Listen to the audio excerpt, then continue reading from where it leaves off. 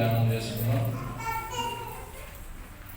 దీన వృత్తాంతములు మొదటి గ్రంథము 4వ అధ్యాయము అందులోంచి 10వ వాక్యాన్ని చూద్దాం. ఎబ్బేజు ఇశ్రాయేలుల దేవుని గురించి మొరపెట్టి నీవు నన్ను నిశ్చయంగా ఆశీర్వదించి నా సరిహద్దులను విశాలపరిచి నీ చెయ్యి నాకు తోడుగా ఉండ దయచేసి నాకు కీడు రాకుండా దానిలో నుండి నన్ను తప్పించుమని ప్రార్థింపగా దేవుడు అతడు మనవి చేసినటువంటి దాన్ని అతనికి దయచేసాను. చిన్న ప్రార్థన. తండ్రి, నీ మాటలు నీ బిడ్డలకు ఇస్తున్నాను.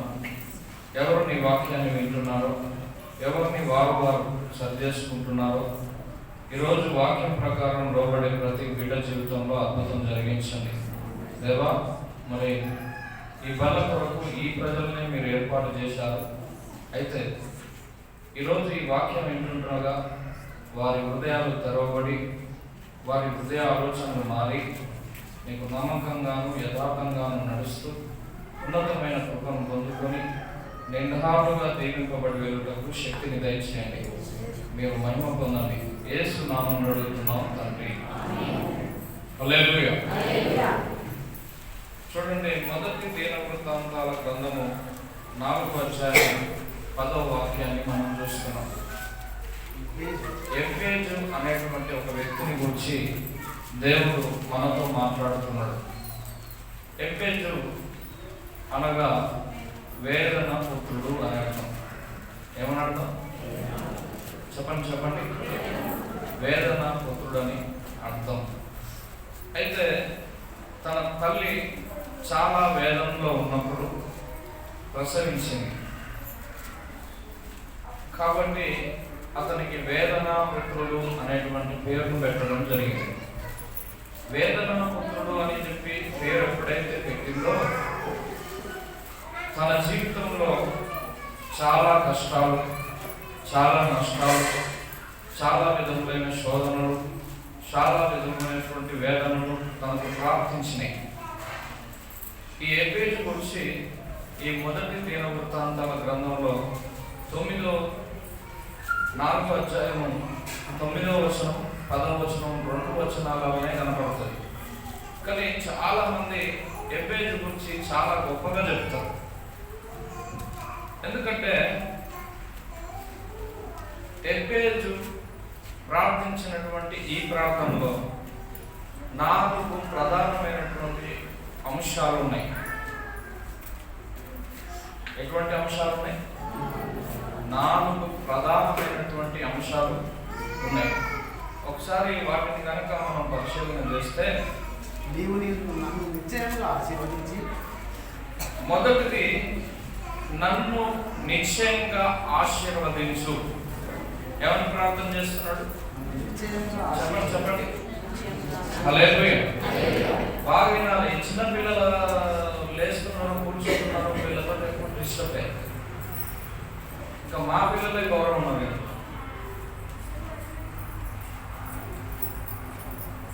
హల్లెలూయా.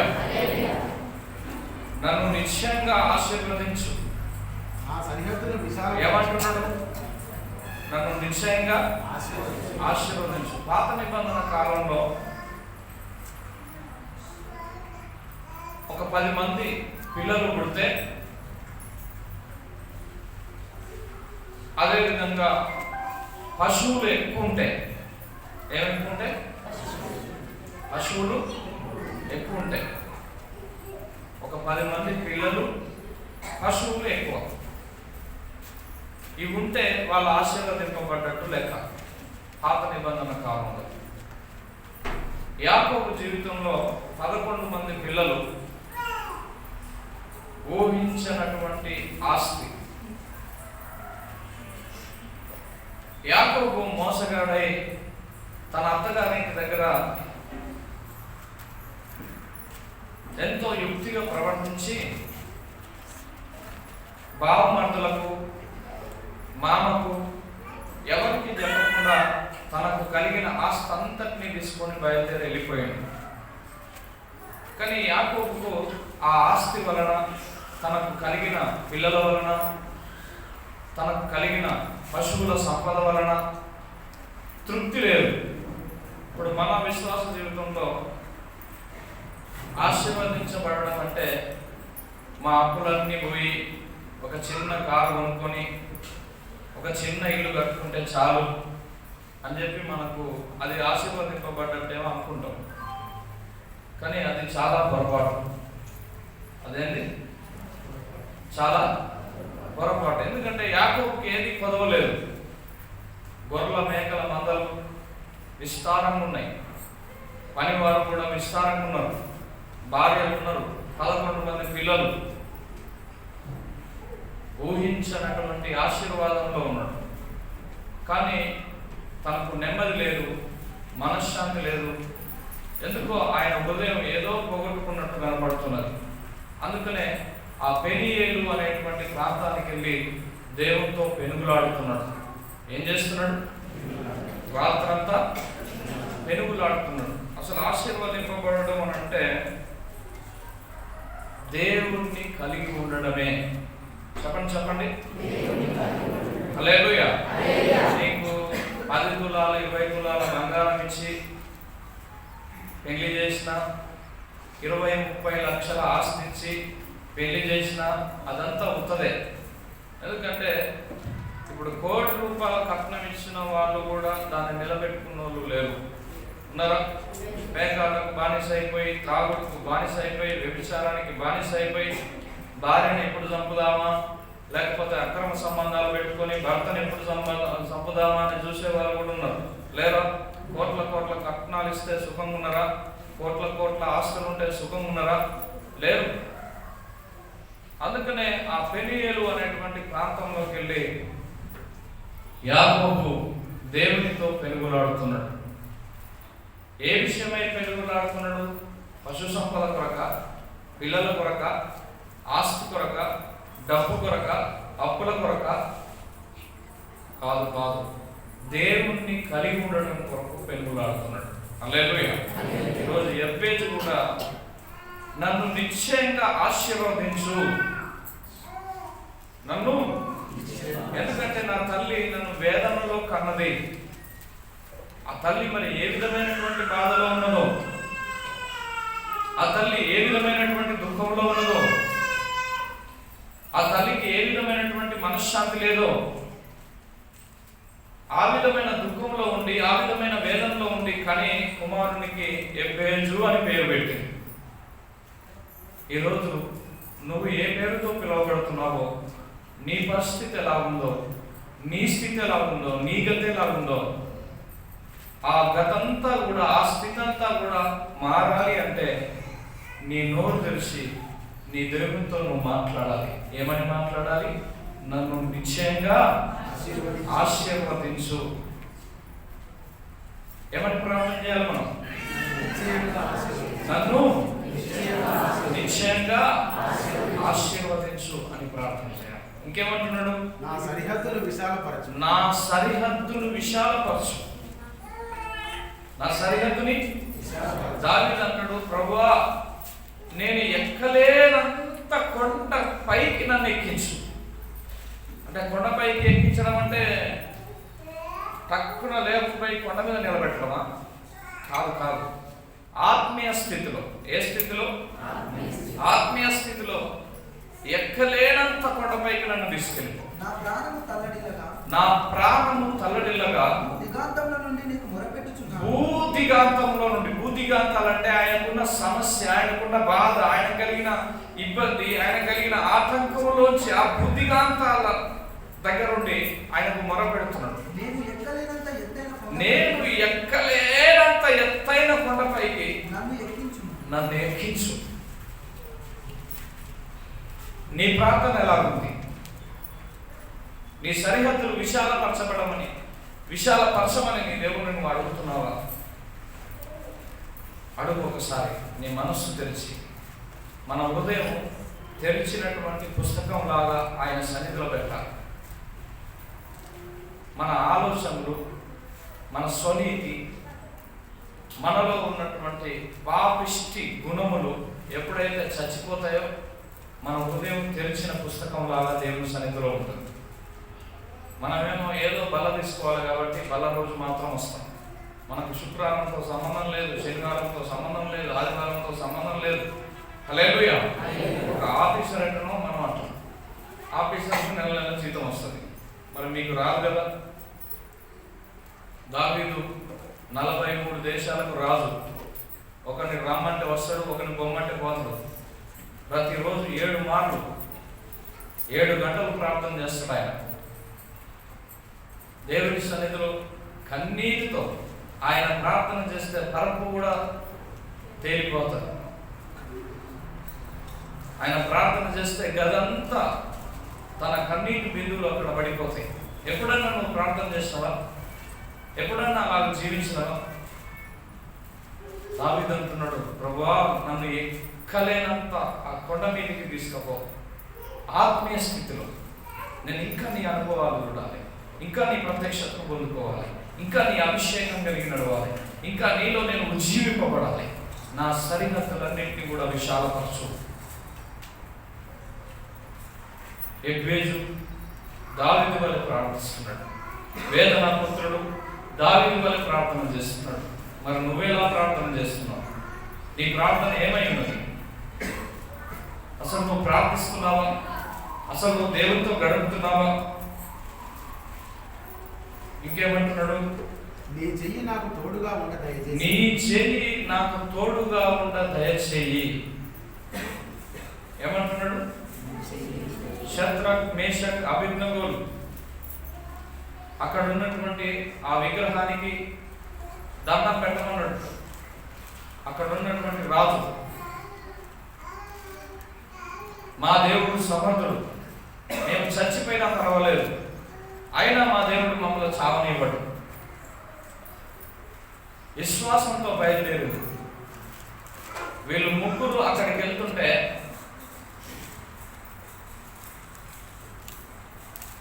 ఒక ఊరు తలగబడేటువంటి మంట మొదట ఉండే. వీళ్ళు ఎప్పుడైతే వెళ్ళిరో 7 ఊర్లు తలగబడేటువంటి మంటను అక్కడ పెట్టేసి, అయినా ఒక్క వ్యక్తికి చిన్న గాయం కూడా కాలేదు. కారణం ఏంటంటే దేవుడి యొక్క హస్తము వారికి సహాయం చేసింది. నీ చెయ్యి నాకు తోడుగా ఉండని. హల్లెలూయా. ఎబ్బేజు ప్రార్థన ఎంతో ఆశీర్వాదకరంగా ఉంది. కుమారుడు, కుమార్తె, నువ్వేమని ప్రార్థిస్తున్నావు? నీ పెదవులు దేన్ని ఉచ్చరిస్తున్నాయి? నీవు నీ దేవుడిని మహిమపరిచే రీతిగా ఉన్నావా? నీవు నీ దేవుడి సన్నిధిలో నీ కలిగిన బాధ విషయమే దుఃఖపడే రీతిగా ఉన్నావా? దేవునితో సంబంధం కలిగి నడుస్తున్నావా? ఆయన ఆత్మకు నిలయంగా నీ హృదయం ఉన్నదా? ఆయన ఆత్మకు నిలయంగా నీ మనస్సాక్షి ఉన్నదా? ఒకసారి ఆలోచన చేసుకో. ఎబ్బేజైతే నన్ను నిశ్చయంగా ఆశీర్వదించు, నా సరిహద్దును విశాలపరచు, నీ చెయ్యి నాకు తోడుగా ఉన్న నిమ్ము. శద్రక్, మేషక్, అబేద్నెగోలకు దేవుడే తోడు ఉన్నాడు. అది మరణకరమైన పరీక్ష అయినా సరే. కొంతమంది చెప్తారు, అయ్యా నా భర్త దేవుని నమ్ముకున్నాడని చాలా ఇబ్బంది పరుస్తున్నాడు, నా కొడుకు కూడా ఇబ్బంది పరుస్తున్నాడు, దేవుణ్ణి వదిలేయి, నువ్వు ఇంటికి వెళ్ళి బయటికి రా, దేవుణ్ణి వదిలేయి, దేవుడి సన్నిధి నుంచి బయటికి రా అని చెప్పి మాట్లాడుతున్నారు. నీకు దేవుడి యొక్క హస్తం తోడుగా ఉండబోతున్నది. వాళ్ళు మాట్లాడినప్పుడు నువ్వు భయపడాల్సిన అవసరమే లేదు. దేవుడే నీకు సహాయకర్తగా ఉండబోతున్నాడు. నీ కలిగిన దుఃఖము, నీ కలిగిన వేదన, నీ కలిగిన శోధన, నీ కలిగిన బాధ దేవుడు అన్నింటినీ కూడా కనుగొన్నాడు. ఆయన దృష్టి నీ మీద ఉంది. నువ్వు భయపడాల్సినటువంటి అవసరం ఏం లేదు. హల్లెలూయా. ఇంకేమంటున్నాడు? నాకు కీడు రాకుండా, నాకు కీడు రాకుండా, దానిలో నుండి నన్ను తప్పించు. నాకు కీడు రాకుండా దానిలో నుంచి నన్ను తప్పించుము. సాతాను రకరకాలైనటువంటి ప్రయోగాలు చేస్తారు. కొంతమంది దేవుని నమ్ముకున్న వాళ్ళు కూడా మంత్రగాలు ఉన్నారు. తెలుసా మీకు? దేవుని నమ్ముకున్నంత మాత్రాన గుడ్డిగా నమ్మకండి. యేసు ప్రభువుని నమ్ముకొని తేలు మంత్రాలు వేసేటోళ్ళు ఉన్నారు, పాము మంత్రాలు వేసేటోళ్ళు కూడా ఉన్నారు. ఈ పాము మంత్రాలు, తేలు మంత్రాలు వేసిన వాళ్ళు కూడా మాంత్రిక విద్యను అభ్యసించి ఏదో పేరుకు సంఘానికి వెళ్ళినట్టు వెళ్ళి తర్వాత వాళ్ళు చేసే కథలు వాళ్ళు చేస్తున్నారు. హల్లెలూయా. అటువంటి వాళ్ళకి ఇంకా ఘోరమైన నరకం ఉంటుంది. అందుకనే ఏ ఆత్మ దేవుని సంబంధమైనదో, ఏ ఆత్మ లోక సంబంధమైనదో మనం పరిశీలన చేయాలి. ఎబ్బేజు ప్రార్థన చేస్తున్నాడు, నాకు ఏ కీడు అంటకుండా నన్ను తప్పించు అంటున్నాడు. మాత్రాలు, అమాసపు శక్తి కావచ్చు, పౌర్ణమి శక్తి కావచ్చు, అపవాది తంత్రం కావచ్చు, మాతృక క్రియలు కావచ్చు, దుష్ట సంబంధమైన క్రియలు కావచ్చు, అవేవి కూడా నన్ను తాకకుండా నాకు సహాయం చేయి తండ్రి అని ఎబ్బేజు ప్రార్థన చేస్తున్నాడు. నా కుమారుడా, నా కుమార్తె, నీ ప్రార్థన ఎలా ఉంది? ఎబ్బేజు గురించి ఇంత పెద్ద బైబిల్ గ్రంథంలో ఒక 2 వాక్యాలలోనే రాయబడ్డది, ఇంకెక్కడ రాయబడలేదు. ఎబ్బేజు అంటే వేదనాపుత్రుడని అర్థం. మరి నీకు ఏ పేరు మార్చబడ్డదో అయినా నీ వేదన ఆవేదనగానే ఉందేమో. అయితే ఈరోజు నువ్వు మారు మనసు పొందాలి. నీ సన్నిధిలో మొరపెట్టే రీతి ఉండాలి, ఆయన సన్నిధిలో కనిపెట్టే రీతి ఉండాలి, నువ్వు ఆయనతో పాటు నడిచే రీతి ఉండాలి. అలా నువ్వు నడిచినప్పుడే దేవుడు నీకు సహాయం చేస్తాడు. 73వ కీర్తనలో 24-25 వచనంలో ఆసాపు ఒక మాట అంటాడు, ఆయనను నేను ఎల్లప్పుడూ నీ యొద్ద ఉన్నాను, నా కుడి చెయ్యి నువ్వు పట్టుకొని ఉన్నావు, నీ ఆలోచన చేత నన్ను నడిపించుము, తరువాత మహిమలో నీవు నన్ను చేర్చుకుందువు. నువ్వు దేవుని యొక్క చేయి పట్టుకొని దేవుని యొక్క ఆలోచన ప్రకారం నడిచినప్పుడు దేవుడే నీతో ఉంటాడు. కాబట్టి నీ బాధలు, నీ కష్టాలు, నీకు కలిగిన దుఃఖము, నీకు ఏ ఇబ్బంది ఉందో ఆ ఇబ్బందులన్నింటి నుంచి కూడా నీ దేవుడే నేను బయటకు తీసుకొస్తాడు. అందుకని అక్కడ ఆసాపు చక్కని మాట మాట్లాడుతున్నాడు. నేను ఉన్నన్ని రోజులు దేవునితోనే ఉంటా, బ్రతికినన్ని దినాలు దేవునితోనే బ్రతుకుతా, చనిపోయిన తర్వాత మహిమలో చేర్చబడతా. ఎక్కడ చేర్చబడతా? మహిమలో చేర్చబడతా. మనదేమో బల్లారామన విశ్వాసం. ఎప్పుడు విశ్వాసం? బల్లకు వచ్చినప్పుడే ఇంటికి పోయినాక రేపు ఉండదు, గబ్బు ఉండదు. ఈ బల్లకు మా వాడు రాలేదా, ఎందుకు కావచ్చు, ఈ మధ్యలో చర్చకొస్తలేరు. నీ విశ్వాసం అంతా ఈ విశ్వాసమే. హల్లెలూయా. నువ్వు ఎప్పుడైతే అవిశ్వాసం ఉంటున్నావో ఆశీర్వాదాలన్నీ పోతున్నాయి. ఎబ్బేజు ఎంతో దుఃఖపడ్డాడు, ఎబ్బేజు తల్లి ఎంతో దుఃఖపడ్డది. ఎబ్బేజు విశ్వాసం బలహీనమైపోతుందేమో అనుకున్నది తల్లి, కానీ ఎబ్బేజు మాత్రం దేవుని సన్నిధిలో ప్రార్థన చేస్తున్నాడు. యాకోబు ఎంతో సంపాదించుకున్నాడు, యాకోబు ఎంతో కూడబెట్టుకున్నాడు, కానీ యాకోబుకు ఆశీర్వాదం అనిపించలే. దేవుణ్ణి కలిగి ఉండటమే నాకు ఆశీర్వాదం. నిజంగా నువ్వు నీ దేవుణ్ణి కలిగి ఉన్నావా? నీ దేవుణ్ణి నువ్వు కలిగి ఉంటే ఉదయం 3:30కు లేచి ప్రార్థనలో కూర్చుంటావు. నిజంగా నువ్వు దేవుణ్ణి కలిగి ఉన్నావా? ప్రతిరోజు 3 గంటలు ప్రార్థన చేస్తావు. నిజంగా దేవుణ్ణి కలిగి ఉన్నావా? ఎంత చిక్కైనా, ఎంత చికాకైనా దేవుని సన్నిధిని నువ్వు విడిచిపెట్టవు. నిజంగా నువ్వు దేవుని కలిగి ఉన్నావా? హల్లెలూయా. ఎబ్బేజు దేవుని కలిగి ఉన్నాడు. ఎబ్బేజు అనగా వేదనాపుత్రుడు అని అర్థం. వేదనాపుత్రుడు సంతోషం వచ్చేటట్లుగా, ఆనందం కలిగేటట్లుగా, ఆశీర్వాదంలోకి అడుగుపెట్టేటట్లుగా, ఆహ్లాదకరమైనటువంటి ఆశీర్వాదాన్ని, తానెన్నడూ పొందుకున్నటువంటి మహిమను, తానెన్నడూ ధరించినటువంటి ప్రభావాన్ని దేవుని సన్నిధి నుంచి ఎబ్బేజు పొందుకుంటున్నాడు. నా కుమారుడా, నా కుమార్తె, నీ విశ్వాసం ఎలా ఉంది? ఎబ్బేజు 4 పిల్లర్ల మీద పునాది వేసుకుంటున్నాడు. మరి నీ పిల్లర్లు ఎలా ఉన్నాయి? నువ్వు ఎవరితో సావాసాన్ని కలిగి ఉంటున్నావు? నువ్వు ఎవరి సన్నిధిలో ఉన్నావో మర్చిపోయి తిరుగుతున్నావా? క్రైస్తవుడు అయినప్పటికీ కూడా పాపాన్ని ప్రేమిస్తూ, లోకాన్ని ప్రేమిస్తూ, లోక ఆలోచనలు కలిగి ఉండి, హల్లెలూయా. కాబట్టి చాలా జాగ్రత్త. దేవుడు నిన్ను ప్రేమిస్తున్నాడు. కీర్తనలు 50:23 వాక్యం చెప్తున్నది ఏమని? స్తుతి యాగం అర్పించువాడు నన్ను మహిమపరుచున్నాడు. నేను వానికి దేవుని రక్షణ కనపరుచున్నట్లు వాడు మార్గమును సిద్ధపరచుకొనును.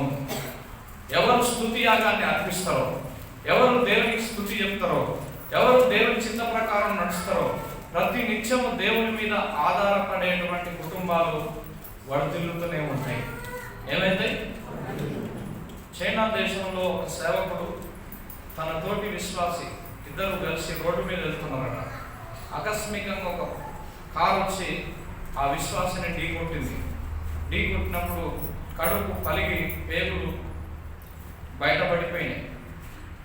ఈ సేవకుడు అతన్ని లేపి ఆ పేగులు చేతిలో పట్టుకొని అంబులెన్స్ ఎక్కించి చెప్తున్నాడట, నా కుమారుడా నీకేం కాదు, ఇంత భయంకరమైన శ్రమలో కూడా నేను దేవుని స్తుతిస్తున్నాను.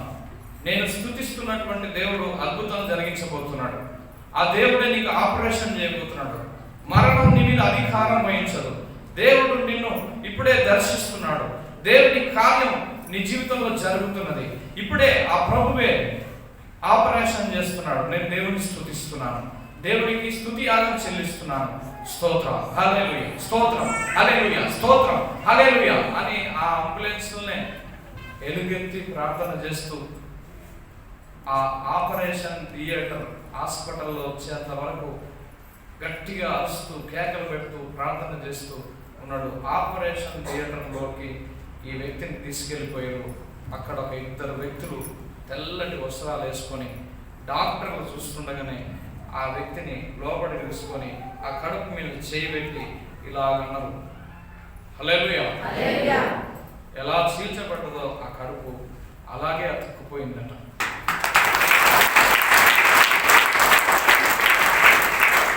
హల్లెలూయా. స్తుతి యాగంలో అంత గొప్ప ఆశీర్వాదం ఉంటుంది. కానీ మనం స్తుతి యాగం చేస్తామా? సంతోషం కలిగినప్పుడు దేవునికి స్తుతి చెప్తామా? స్తోత్రం చెప్తామా? దేవానికి కృతజ్ఞతలు అని చెప్తామా? అసలు అది ఎప్పుడో మర్చిపోయినాం. దేవుని నమ్ముకున్న కొత్తలో ఏదో దేవానికి స్తోత్రం, హల్లెలూయా, హల్లెలూయా, హల్లెలూయా అనేది. ఇప్పుడు అదంతా మర్చిపోయినాం. మన ప్రార్థన అంతా కూడా మారిపోయింది. మనం ఎలా ఉన్నామంటే జోబు నిండా డబ్బుంటే తాడి చెట్టు తల్లి కాదు, ఈత చెట్టు ఇల్లు కాదు. హల్లెలూయా. ఉన్న పైసలన్నీ ఎట్లా ఓడిపోయాలో చూస్తాం. నువ్వు తాగి మా ఇజ్జత్ పోగొడుతున్నావురా నాయన నువ్వు అని కన్న కొడుకుతోటి మాటలు పడతావు. ఇంకా తిక్కల కొడుకులు ఉంటే 2 దెబ్బలు కూడా వేస్తుంది మధ్యలో. అవునా కదా? తిక్కలలో కొంతమంది కన్న తండ్రిని కూడా కొడుతున్నారు. వాళ్ళతో పంచాయతీ పెట్టుకొస్తున్నావు, వీళ్ళతో పంచాయతీ పెట్టుకొస్తున్నావు అని చెప్పి. ఇక వాళ్ళు కొట్టినప్పుడు నేను గుర్తొచ్చి డాడీ డాడీ, ఎవరయ్యా? నేను డాడీ. ఏమైందయ్యా? ఏమైంది డాడీ? నా కొడుకు నన్ను కొట్టిండ్రు డాడీ, నేను బతకను డాడీ. మళ్ళా మంచిగా ఉండి ఫోన్ చేయడు. ఈ ఉన్నాయిగా ఇవన్నీ ఒడిపించుకొని అంతా అయిపోయినాక అప్పుడు మత్తురుండి ఫోన్ చేస్తారు. హల్లెలూయా. ఈ స్వభావం బంద్ చేసుకో.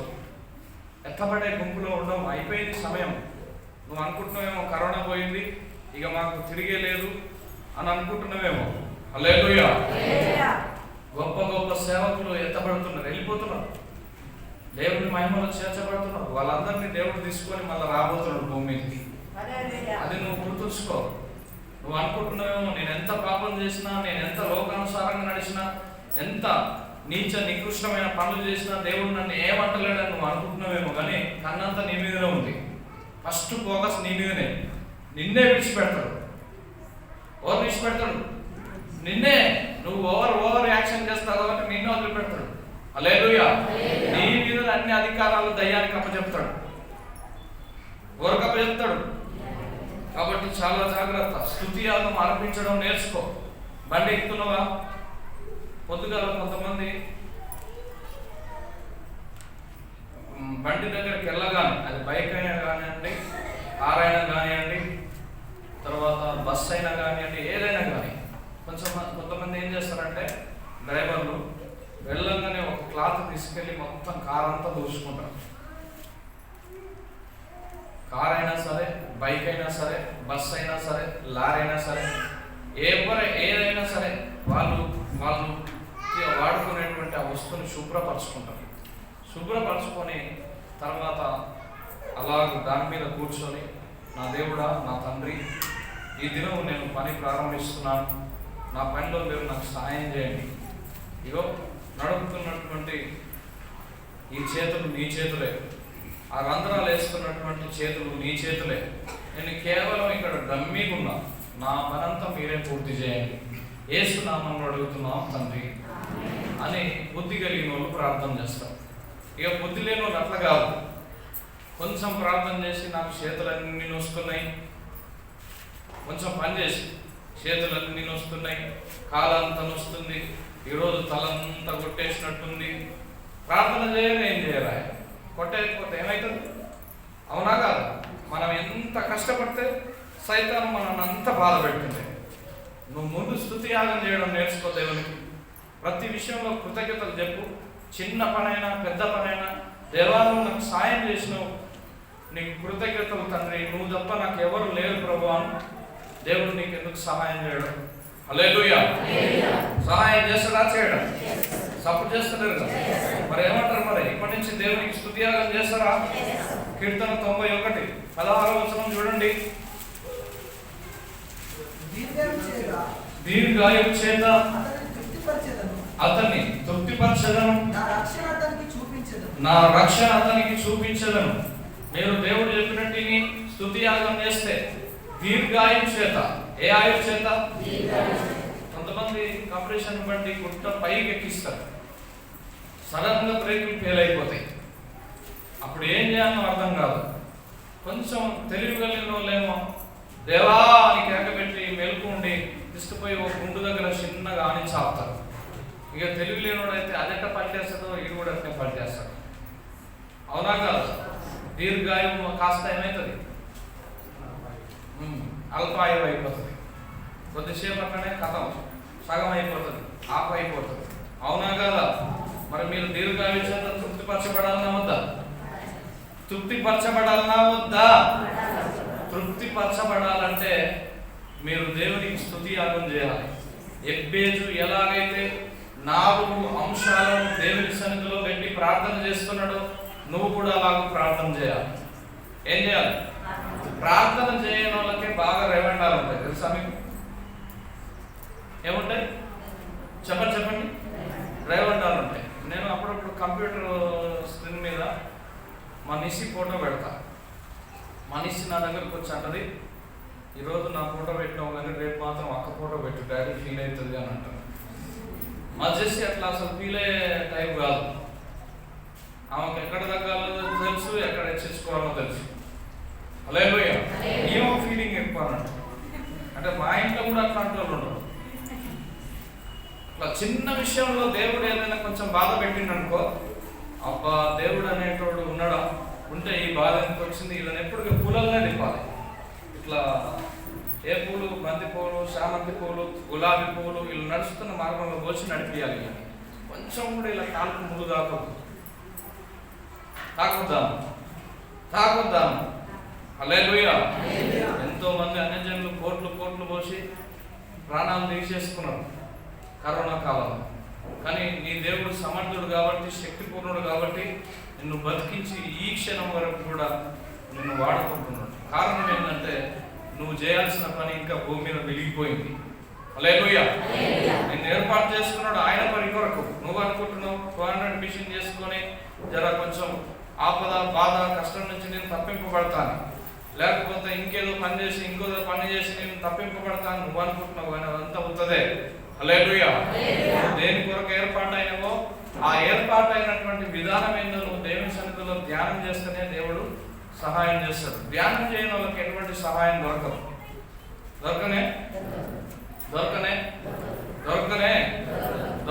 మా నాన్న చనిపోయిన తర్వాత నా మనసులో కొంచెం చిన్న చెడు ఆలోచన వచ్చింది. ఏం చెడు ఆలోచన వచ్చిందంటే, నేను ఇప్పటి నుంచి శుభదానికి పోకున్నా ఏం కాదు, నేను అసలు 4 ప్రార్థనలో ఉన్నా, 4 కూడికల్లో ఉన్నా, మా నాన్న చనిపోయిండే అని చెప్పి నా మనసులో ఆలోచన వచ్చింది. అంతలో తెల్లారే ఒక అక్క ఫోన్ చేసింది నాకు. ఫోన్ చేసి, అన్నా అన్నది. అమ్మ చెప్పమ్మా, నువ్వట 12 నెలలు అంటే సంవత్సరం, నెలలో 7 రోజులు చొప్పదండి చర్చిలో గడపాలట. అలాగ నువ్వు గడిపితే దేవుడట నేను తొందరగా ఆశీర్వదిస్తారట అని చెప్పింది. హల్లెలూయా. అది కూడా ఎట్లా తెలుసా? చొప్పదండిలో ఉన్నటువంటి మంచి నీళ్ళు కూడా నువ్వు తాగొద్దు, మంచి నీళ్ళు కూడా తాగొద్దు, అక్కడున్న అన్నం తినొద్దు, అక్కడున్న కూర తినొద్దు, నువ్వు ఏది కూడా అక్కడ ఉండదు.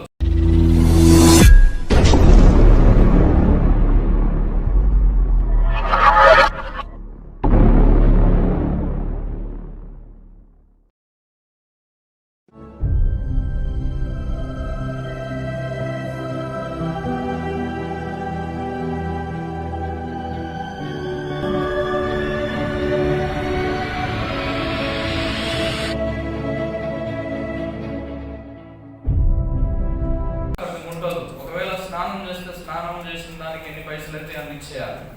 వాళ్ళు ఒకవేళ ఫిల్టర్ వాటర్ తీసుకొచ్చి ఇస్తే ఆ ఫిల్టర్ వాటర్కి ఎన్ని డబ్బులు అయితే ఇచ్చేయాలి. అట్లా నువ్వు నిష్ట కలిగి ఉండాలని అట్లా దేవుడు నాకు చెప్పినాను. నేను వెంటనే దేవుని సన్నిధిలో మోకరించి, దేవా నా హృదయంలో కొంచెం చెడుతలంపు పుట్టింది, ఇట్లా ఇంకా చొప్పదని పోకుండా ఏం కాదని అని అనుకున్నా.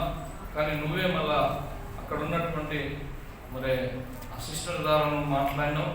అయితే నేను లోబడుతున్నా, ఒప్పుకుంటున్నా అని చెప్పి నేను దేవుని సన్నిధిలో లోబడ్డా. ఒకరోజు ఏం జరిగిందంటే కూర అయిపోయింది.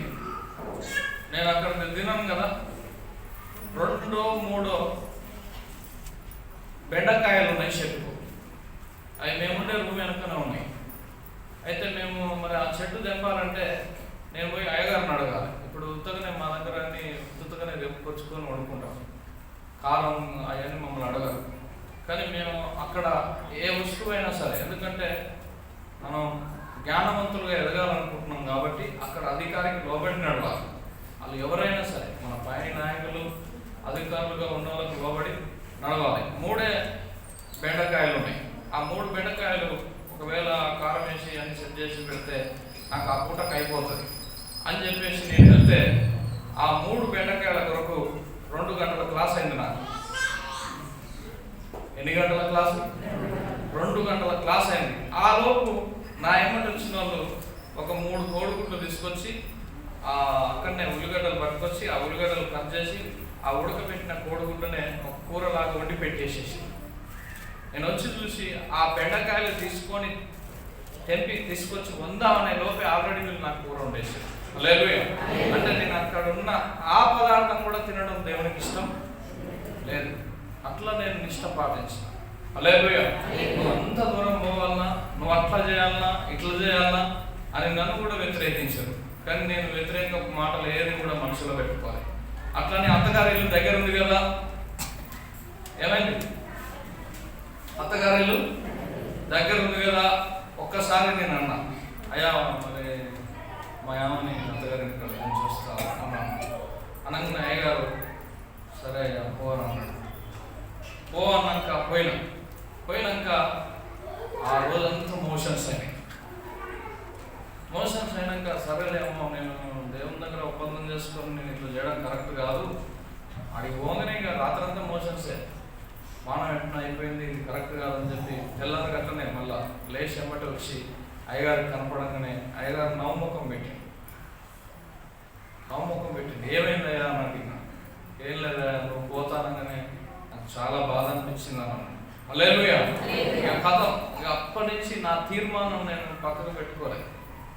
తీర్మానం ఏం చేసుకున్నాను, ఎన్నిసార్లు పోయినా కానీ మా అత్తగారింటికి పోను. కోరట్లలో మీటింగ్ జరిగినా కూడా మా అత్తగారింటికి పోను. హల్లెలూయా. ఆ సందర్భం ఎప్పుడు వస్తుందో, పోవాల్సిన సందర్భం అప్పుడు పోతాం. కానీ అనవసరమైనటువంటి ప్రదేశాల్లో మనం పాల్గొని కూడా పొందడం జరగదు. ఎందుకంటే దేవుని చిత్తం ప్రకారం తీర్మానం చేసుకున్నప్పుడు ఆ తీర్మానాన్ని కట్టుబడి ఉంటూనే ఉండాలి. హల్లెలూయా. కాకపోతే జర నల్లగా, పొట్టిగా, అంత అందంగా అని అరవస్తూ నేను మాట్లాడలేకపోవచ్చు. మీకు అట్లాంటి వాళ్ళు అంటే ఇష్టం ఉండవచ్చు, అట్లా ప్రవర్తించే వారంటే ఇష్టం ఉండొచ్చు. కానీ రేపు లెక్క చెప్పాల్సిందైతే మేమే. చప్పుడు జరిగింది, అవునా కాదు? 217 మంది సబ్స్క్రైబర్లు ఉన్నారు. మేము లైవ్ పెడితే 17 మంది చూస్తారు అంతే. 200 మంది ఎక్కడ వెళ్ళిపోతారో పాపం. వాళ్ళంతా వేరే వేరే బిజీలలో ఉంటారు. హల్లెలూయా. వాళ్ళకి ఏమైనా కేకులు పెట్టేటోళ్ళు కావాలి, టచ్ అనేటోళ్ళు కావాలి, అచ్చ అనేటోళ్ళు కావాలి. హల్లెలూయా. ఈ వాక్యం దొరకదు రాబోయే రోజుల్లో. మీరు అనుకుంటారేమో కానీ సంఘం ఎత్తపడ్డ తర్వాత భూమి మీద అసలు వాక్యమే కరువైపోతుంది. అప్పుడు బైబిల్ ఎక్కడ పోతాయో, బైబిల్ మాటలు ఎక్కడ పోతాయో. కాబట్టి మీ హృదయాన్ని చాలా జాగ్రత్త పెట్టుకొని మీకు దొరికిన దాన్ని బిగ్గరగా పట్టుకోండి. నాకు దొరికిన దాన్ని నేను బిగ్గర పట్టుకున్నాను. అందుకనే నాకు బాగుపడుతందుకు 3-4 సంవత్సరాలే పట్టింది. ఎన్ని సంవత్సరాలు? మా నాన్న చనిపోయిన 2 ఏళ్ళకే నాకు ఆశీర్వాదం వచ్చింది. 2016కే. మా నాన్న 2014లో చనిపోయాడు. 2016కే ఆశీర్వాదం వచ్చేసింది. నేను ఏ విషయమైతే దుఃఖపడ్డానో, ఏ విషయమైతే బాధపడ్డానో, నేను ఏ విషయమైతే బలహీనపడ్డానో, మీరు నమ్మండి నమ్మకపోండి, 10th క్లాస్ చదివేటప్పుడు నాకు హాస్టల్లో వచ్చిన 2 జతల బట్టలే నా ఇంటర్మీడియట్ అయిపోయేంత వరకు అవే.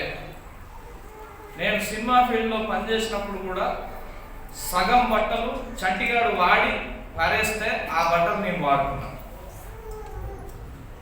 ప్రేమించే హృదయం అనే షార్ట్ ఫిల్మ్ ఉంటుంది.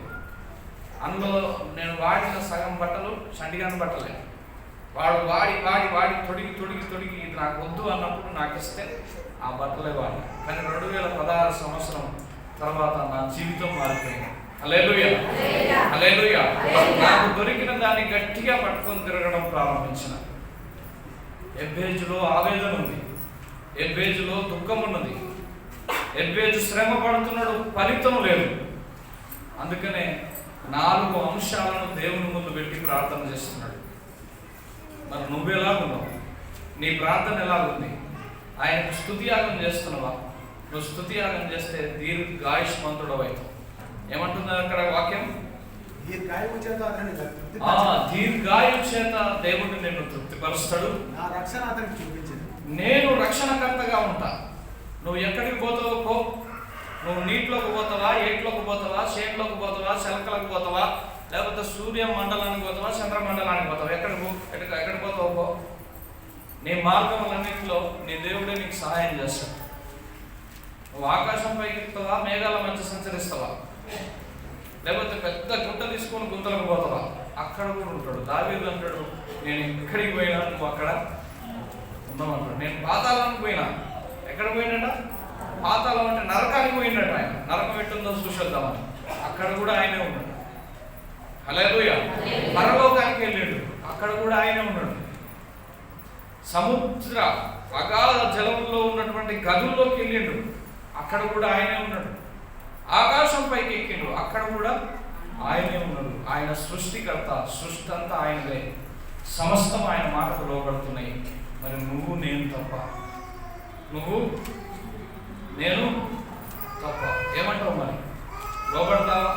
ఒప్పుకుంటావా? కొంచెం ఇంట్లో గడబడ రాగానే ప్రార్థన బంద్ చేసి, దేవుని సన్నిధికి రావడం బంద్ చేసి, దేవుని యొక్క ఆలోచనల ప్రకారం నడవడం బంద్ చేసి, ఆత్మ పొందుకున్నటువంటి మనమే దేవునికి విరోధంగా మారిపోతున్నాం. భాషలు మాట్లాడినటువంటి మనమే దేవునికి విరోధంగా మాట్లాడుతున్నాం. కాబట్టి మారండి, మనసు మార్చుకోండి. యాకోబు పత్రిక 3వ అధ్యాయం 13వ వచనం. యాకోబు పత్రిక 3వ అధ్యాయం 13వ వచనం. మీలో జ్ఞాన వివేకం గలవాడెవడో వాడు జ్ఞానంతో కూడినటువంటి సాత్వికంతో గలవాడై తన యోగ్య ప్రవర్తన వలన తన క్రియలను కనపరచాలి. దేవుడు నమ్ముకోగానే చక్కదనం లేదు, మనం క్రియలను కనపరచాలి. యోగ్యమైనటువంటి ప్రవర్తన వలన. ఏ ప్రవర్తన వలన? చెప్పండి. యోగ్యమైన ప్రవర్తన వలన. నేను అందరినీ గౌరవిస్తా, చిన్నోళ్ళని పెద్దోళ్ళని గౌరవిస్తా. అందరూ నాతో సమానంగా ఉండాలని నేను ఆలోచన చేస్తాను. వాళ్ళకు అదే కొన్ని సందర్భాల్లో అలసైతుంది. నా ముందరనే అన్ని ఎక్కిలించి మాట్లాడుతుంటారు, నా ముందరనే సరసాలు ఆడుతుంటారు. అదే నా యోగ్యత కలిగిన ప్రవర్తన అంటే? అదే నా నీతి సంబంధమైనటువంటి ప్రవర్తన అంటే? హల్లెలూయా. నేను తగ్గించుకున్నా కాబట్టి మీకంటే ఎక్కువ హెచ్చింపబడతా. పౌలు అంటాడు, ఈ భూమి మీద ఎంతమంది పాపాత్ములు ఉన్నారో వాళ్ళందరికంటే కూడా ఘోరమైన పాపిని అన్నాడు. అంటే ఇక మరి ఆయన ఘోరమైన పాపనంట. పాపనంట సపోర్ట్ చేయలేదు కాదు, ఆయన తగ్గించుకుంటున్నాడు. అందుకనే దేవుడు ఆ అపోస్తులతో పాటు అపోస్తులుగా ఉండటకు ఆయనకు అధికారం ఇచ్చింది. ఆయన యూదులు కాకపోయినప్పటికీ కూడా అపోస్తులతో ఉండేటువంటి హక్కును దేవుడు పౌలుకి ఇచ్చింది. వాళ్ళందరికంటే ఎక్కువ కూడా దేవుడు పౌలును వాడుకున్నాడు. ఈరోజు నిన్ను కూడా వాడుకోవాలనుకుంటున్నాడు. అది ఎప్పుడంటే నువ్వు ఎబ్బేజు లాగా నీ మనస్సు మార్చుకొని దేవుని సన్నిధిలో, ఇంతకుముందు మనం చెప్పుకున్నాం కదా, ఎబ్బేజు ఏ విధంగా దేవుని సన్నిధిలో అంశాలు పెట్టుకొని ప్రార్థన చేసిందో, నీవు నన్ను నిశ్చయంగా ఆశీర్వదించి నా సరిహద్దులన్నింటినీ కూడా విశాలపరిచి నీ చెయ్యిని నాకు తోడుగా ఉండనేమో, నాకు కీడు రాకుండా దాంట్లో నుండి నన్ను తప్పించుము అని దేవుని సన్నిధిలో ఆ 4 అంశాలు పెట్టి ప్రార్థన చేస్తున్నాడు. నువ్వు అలాగ నడు, అలా ప్రార్థన చేయి. దేవుడు నీకు ఎందుకు సాయం చేయడు? దేవుడు నీకు ఎందుకు కృప చూపించాడు? హల్లెలూయా. దేవుడు సాయం చేయాలన్నా వద్దా? కృప చూపించాలన్నా వద్దా? బాధలు తీసివేయాలన్నా వద్దా? ఆపద నుంచి తప్పించాలన్నా వద్దా? తప్పించాలి అని అంటే ఎబ్బేజు లాగా ప్రార్థించు. ఆయనకు స్తుతి యాగం చేయి. ఆయన చెప్పినట్టు విను. ఇప్పుడు మనం చదువుకున్నాం కదా, యాకోబు పత్రిక 3వ అధ్యాయం 13వ వచనం ఏమని చదువుకున్నాం? నిజంగా మీకు జ్ఞాన వివేకం ఉంటే వాడు జ్ఞానంతో కూడిన సాత్వికం గలవాడు. జ్ఞానంతో కూడినటువంటి సాత్వికత. యేసు ప్రభు మనల్ని ఎంత ప్రేమించిందంటే ప్రాణం పెట్టేంత ప్రేమ. ఎంత ప్రేమ చెప్పండి చెప్పండి. సాత్వికత అంటే అది ప్రాణం పెట్టేంత ప్రేమ.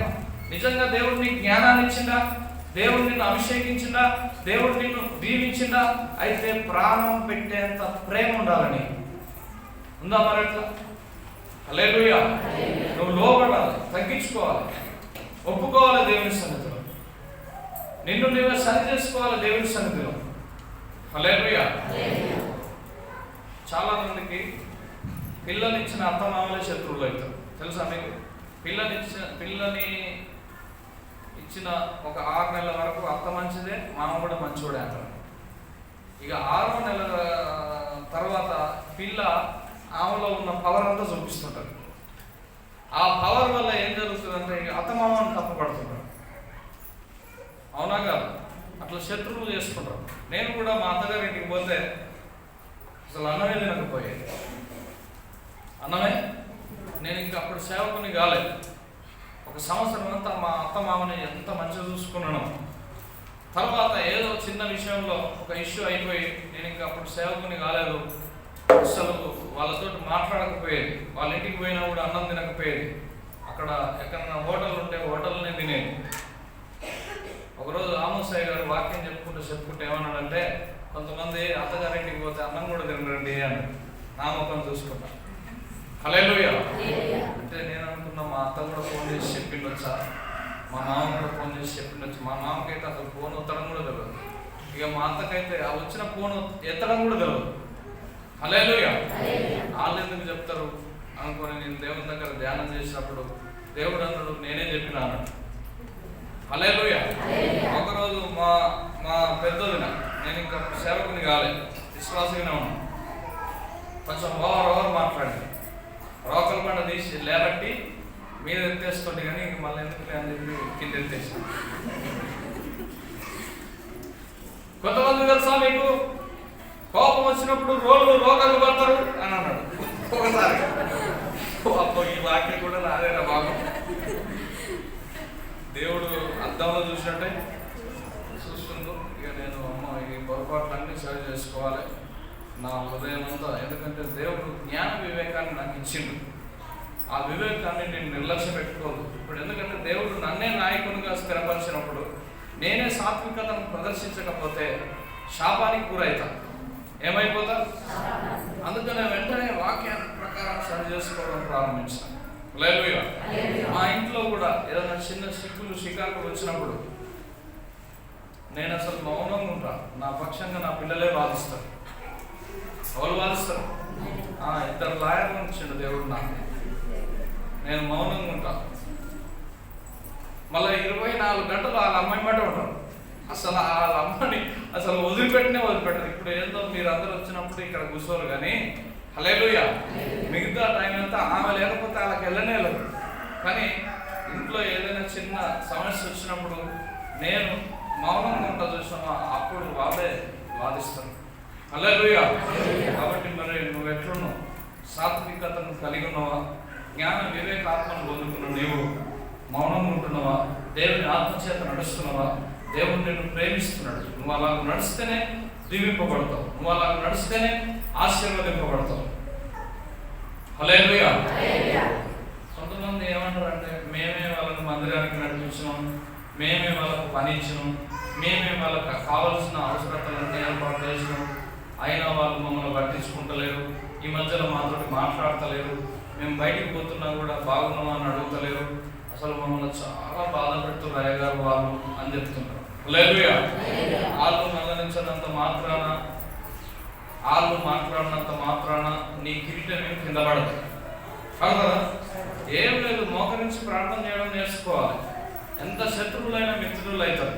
ప్రార్థన చేయవు కాబట్టి నీకు ఎన్ని ఆలోచనలు వస్తాయి అన్నట్టు. ఇప్పుడు మనం ఏ రోజైతే బాప్తిసం తీసుకున్నామో, మిమ్మల్ని నీళ్ళలో ముంచినప్పుడే మీరు ఈ శరీర రీతిగా చచ్చిపోయినట్టు లెక్క. కాబట్టి ఈ శరీర సంబంధమైన ఆలోచన మీలో రావద్దు. హల్లెలూయా. ఎప్పటికప్పుడు నూతన పరచబడుతూనే ఉండాలి.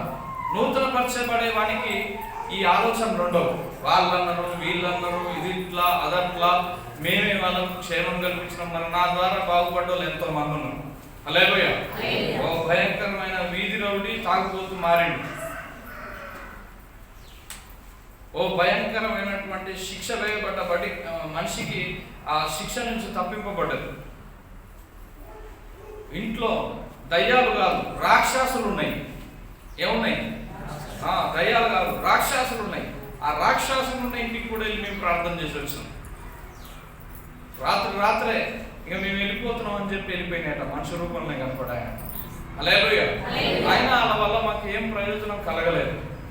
కానీ మాకు ప్రయోజనాన్ని చేకూర్చేవాడు మా ప్రభు అయినటువంటి యేసుక్రీస్తే. అయితే మరి వాళ్ళు వస్తే మేము వాళ్ళని ప్రేమిస్తలేమా? వాళ్ళని వెళ్ళిపోండి అని చెప్తున్నామా? హల్లెలూయా.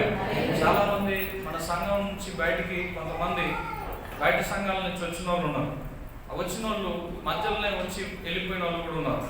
వాళ్ళు నాకు ఫోన్ చేస్తున్నారు, కానీ వాళ్ళకు సమయం ఇవ్వలేకపోతున్నాను నేను మాట్లాడుతాను. కారణం ఏంటంటే 24 గంటల్లో ప్రార్థన ఉండడం, పరిచర్యలో ఉండడం, సేవలో ఉండడం వల్ల వాళ్ళకి సమయం దొరుకుతలేదు. వాళ్ళకు దేవుడు టైం ఇచ్చినప్పుడు దాన్ని ఉపయోగించుకోలేదు. ఈరోజు కావాలంటే అది వస్తుందా? ఇప్పుడు నీకు సమయం ఇచ్చింది, నువ్వు ఉపయోగించుకో.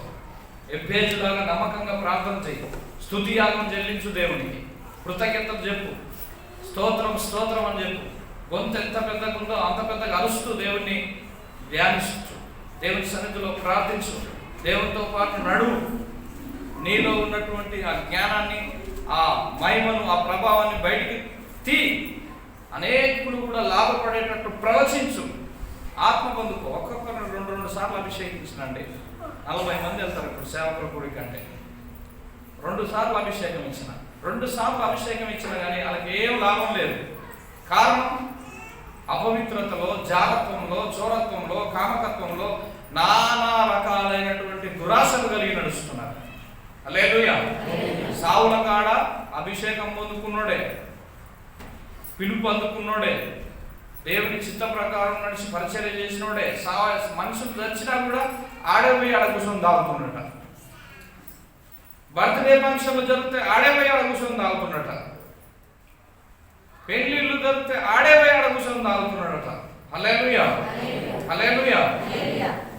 దేవుడు అయితే ఎంత దుఃఖపడుతుండో కొంతమంది విషయం అయితే. మనిషి అయి పుడితే సిగ్గుండాలి అనేది మా నాన్న. హల్లెలూయా. నేను ఎవరితోటి మాటలు పడ్డా భూమి మీద మా నాన్నతోటి, మా తమ్ముతోటి మాట పడతాను. ఈ ఇద్దరితోటే. వాళ్ళిద్దరు ఏదైనా మాట్లాడారు అనుకో, నా మనసు అంతా కథ పిండి అవుతుంది. మా నాన్న అంటే దేవుడు పడకపోయినా, మా తమ్ముతో నేను చాలా జాగ్రత్తగా మాట్లాడతాను. హల్లెలూయా. అవసరం ఉంటే మాట్లాడతా, అవసరం లేకపోతే ఏం మాట్లాడను. మొదలైన పుసుకున్నాడేమన్నా మాట అంటే బాధ అనిపిస్తుందేమో అని. వింటున్నారా? మీ ఇష్టం బిడ్డలారా. ఫస్టే చెప్తున్నా, మనం దేవుని నమ్ముకున్నాం, మనకు సిగ్గుంది, శరం ఉంది, లజ్జ కూడా ఉంది. హల్లెలూయా. బైబిల్లో ఉన్నాయి ఆ మాటలు. సిగ్గులేని జనాంగమా, నువ్వు ఎంత తొందరగా లోబడిపోతివే అనే భయంకరమైన మాటలు ఉన్నాయి బైబిల్లో. నేను ఎందుకు ఆ మాట మీతో మాట్లాడాల్సి వస్తుందంటే, పాపానికి మిమ్మల్ని మీరు అప్పగించుకోకండి. మీరు అలా అప్పగించుకుంటే నష్టాల పాలు, కష్టాల పాలు అవుతారు. ఏమవుతారు? చెప్పండి చెప్పండి. నష్టాల పాలు, కష్టాల పాలు అవుతారు. యోహాను సువార్త 8వ అధ్యాయం 31వ వచనం చూడండి. కాబట్టి యేసు తాను నమ్మిన యూదులతో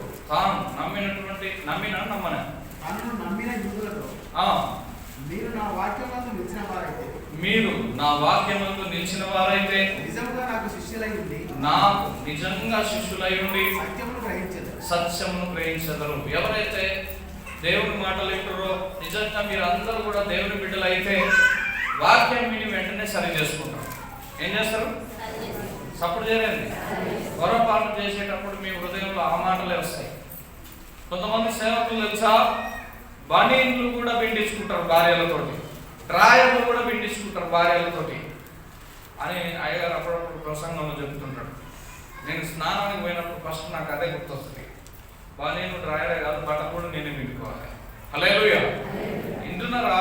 ఎందుకంటే మనం ఆశీర్వదింపబడాలి, దేవుల్లో ఇంకా ఉన్నతమైన స్థితికి వెళ్ళాలనుకుంటున్నాం కాబట్టి మన పై నాయకుని మాటకు లోపడాల్సిందే. ఈ సిగ్గు లేని వాళ్ళే, శరం లేని వాళ్ళే. వింటున్నారా? కుక్క కనుక కడుపు నిండా తిని బేవ్ అని చెప్పి మళ్ళా రోడ్డు మీద పోయి మళ్ళా గక్కి తింటుంది. ఈ సిగ్గు లేని వాళ్ళే ఆ పని చేస్తారన్నమాట. మళ్ళా మొదటి స్థితికి వచ్చేస్తారు. ఏ స్థితికి వస్తారు? సపోర్ట్ చేయలేండి. కాబట్టి మరి మీరు ఏ స్థితిలో ఉన్నారో, అమ్మలారా నాయనలారా, మీ ఇష్టం. మీరు కనుక దేవుని సంబంధులు అయితే మీరు దేవుని వాక్యాన్ని గ్రహించాల్సిందే, దేవుని వాక్యం ప్రకారం నడవాల్సిందే. హల్లెలూయా. కాబట్టి దేవుడు చెప్పినట్టు వినండి. ఎబ్బేజు తన విశ్వాసాన్ని ఎంతో యుక్తిగా కనపరుస్తున్నాడు. ఎబ్బేజు ఎంతో ప్రార్థన చేస్తున్నాడు. కాబట్టి ఎబ్బేజు లాగా ప్రార్థన చేసేటట్లు, దేవుని సన్నిధిలో కనిపెట్టేటట్లు మీ మనస్సాక్షిని స్థిరపరచుకోండి. ఎందుకంటే ఎవరు వెతుకుతారో వాళ్ళకు దేవుడు దొరుకుతాడు, ఎవరు తట్టుతారో వాళ్ళకు దేవుడు డోరు తీస్తాడు, ఎవరు ఆయన సన్నిధిలో కనిపెడతారో వాళ్ళు పోగొట్టుకున్నదంతా కూడా దేవుడు దయచేస్తాడు. అందుకనే మత్తయి సువార్త 7వ అధ్యాయం 7వ వచనంలో ఒక మాట, అడుగుడి మీకు ఇయ్యబడును, వెతుకుడి మీకు దొరుకును, తట్టుడి మీకు తీయబడును, అడుగు ప్రతి వాడును పొందును, వెతుకువానికి దొరుకును, తట్టువానికి తీయబడును. హల్లెలూయా. మీరు అడగండి. మీ కోరిక ఏంటి? మీ ఆలోచన ఏంటి? ఇప్పుడు ఏ పేజీ అడుగుతున్నాడు దేవుని సన్నిధిలో. తన బాధ ఏంటో, తాను పుట్టిన కాంచి శ్రమ వచ్చింది, తాను శ్రమలో పుట్టిండు కాబట్టి వేదన అనే అర్థం వచ్చేటట్లు ఎబ్బేజు అనేటువంటి పేరు పెట్టింది తల్లి. హల్లెలూయా. వేదన కాలంలో ప్రసవించింది, వేదనలోనే ఆమె అతన్ని కన్నది. అతను దేవుని అడుగుతున్నాడు, దేవుని సన్నిధిలో వెతుకుతున్నాడు, దేవుని సన్నిధిలో ప్రార్థన చేస్తున్నాడు కాబట్టి ఎబ్బేజుకు ఆశీర్వాదాలు దొరుకుతున్నాయి. హల్లెలూయా. అందుకే కీర్తన 116 1వ వచనంలో ఇలా రాయబడ్డది. ఏమని? యెహోవా నా మొరను నా విన్నపములను ఆలకించి ఉన్నాడు, కాగా నేను ఆయనను ప్రేమించుచున్నాను. నువ్వు అది వెతికితే, నువ్వు అడిగితే, నువ్వు ప్రార్థన చేస్తే, నువ్వు దేవుని సన్నిధిలో స్తుతి యాగం అర్పిస్తే నీ మొర ఏదో ఆ మొర వింటాడు. నా వివాహమైన కొత్తలో నేను దేవుణ్ణి అడిగిన, ప్రభువా నా భార్య బాగా బలహీనంగా ఉంది, మేమేమో నల్గొండ జిల్లాలో ఎత్తైన ప్రాంతం. నల్గొండ జిల్లా అంటేనే ఈ భారతదేశంలో ఎక్కడ భూకంపం వచ్చినా కూడా, భయంకరమైనటువంటి జలప్రలయం వచ్చినా కూడా, హల్లెలూయా, అవన్నీ కొట్టకపోతే కానీ ఈ జిల్లాకి ఏం కాదు. అంత భయంకరమైనటువంటి ఎత్తైన ప్రాంతంలో. అందుకనే మనకు నల్గొండ జిల్లా ఎండాకాలం రాగానే బాగా వేడి ఉంటుంది. మా భార్యకు ఇక్కడ పడతలేదు వాతావరణం, నాకు ఫ్రిడ్జ్ కావాలి ప్రభు అని చెప్పి ప్రార్థన చేసినాం. ప్రార్థన చేస్తే బొంబాయిలో ఒక అబ్బాయి ఉన్నాడు. ఎక్కడ? బొంబాయి. ఆ అబ్బాయికి పచ్చకామర్లు అయినాయి, చివరి స్టేజ్లో ఉన్నాడని చెప్పి డాక్టర్లు చెప్పారట. ఇంతకుముందు ఒక వ్యక్తి ఆ బొంబాయి నుంచి వచ్చి మా కాడ ప్రార్థన చేసుకొని పోయాడు. ఆయన పని లేక ఇబ్బంది పెడితే ప్రార్థన చేస్తే పని దొరికింది. ఆయన నెంబర్ ఇచ్చిండట. ప్రార్థన చేస్తే ఆ బాబుకు స్వస్థత అయింది. అసలు బతకనే బతకడు అని చెప్పి చెప్పిన డాక్టర్లు, అసలు ఏమైందో నీ కొడుకు నిన్న పచ్చగా ఉన్నాడు, తెల్లగైపోయిండు, యథావిధిగా గుండె మంచి కొట్టుకుంటుంది, పల్స్ కూడా మంచిగా ఉన్నది, నీ కుమారుని మీద ఉన్న శోధన అంతా కూడా వెళ్ళిపోయింది, మంచిగా ఉన్నాడు, అసలు ఏం జరిగిందో అని వాళ్ళే ఆశ్చర్యపోయారు. హల్లెలూయా. అతని మనసులో ఏం పడ్డదంటే అయ్యగారికి నేను ఒక ఫ్రిడ్జ్ కొనిచ్చి పంపాలి అని పడ్డది. హల్లెలూయా. నేను ప్రార్థన చేసుకున్న అంతే, వాళ్ళకి ఏం చెప్పలేదు, నా మనసులో ఉన్నమాట. బొంబాయి బస్సు 500 రూపాయల టికెట్ ఆ రోజులు. అక్కడ బొంబాయిలో ఫ్రిడ్జ్ కొని నాగడి వెళ్ళి పంపిరు బస్సు. హల్లెలూయా.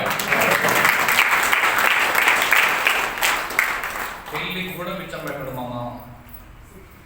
మేము అనుకోకుండా పోయినాం గిట్నే.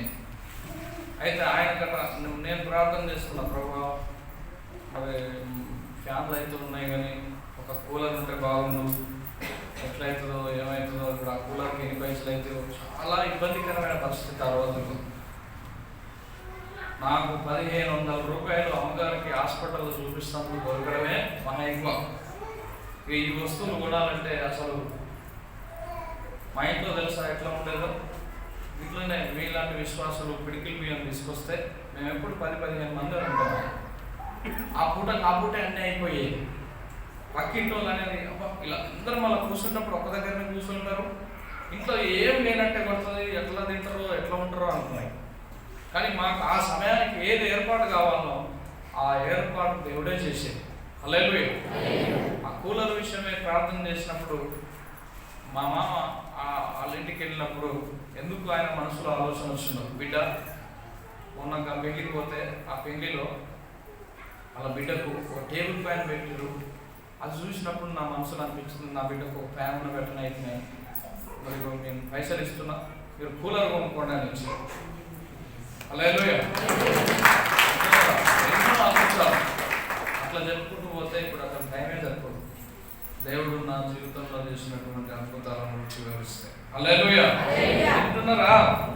సపోర్ట్ చేస్తున్నారు కదా. వినండి. మీరు కూడా దేవుడు చెప్పినట్టు వినండి. మీ మనసును స్థిరం చేసుకోండి. మీరు ఆయన వాక్యం ప్రకారం నడవండి. ఇప్పుడు చదువుకున్నాం కదా 116వ కీర్తన 1వ వచనం.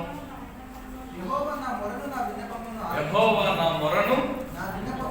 నా మొరను విన్నాడు, నా విన్నపాలన్నీ కూడా ఆలకించడు, మీ మొరలు కూడా వింటాడు. మీరు అడగండి. ఆయన ఎబ్బేజ్ ఎట్లయితే అంశాలు దేవుని సన్నిధిలో పెట్టి ప్రార్థించిండో మీరు కూడా అలాగ ప్రార్థన చేయండి. మేము తొలటి దినాల్లో నేను కాదు, మా మనిషే కూడా ఇప్పటికి కూడా ఉంది అంత ఆయన కాపీ. ఇంకా నా కాపీలు లెక్కలేనన్ని కాపీలు ఉండే.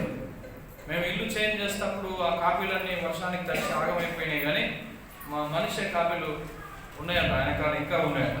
అప్పుడు మేము దేవుణ్ణి నమ్ముకున్న రక్షింపబడ్డ కొత్తలో మాకు ఏమేమి కావాలని కాపీలో రాసుకొని ప్రార్థన చేసామో అవి నెరవేరుతూనే వస్తున్నాయి.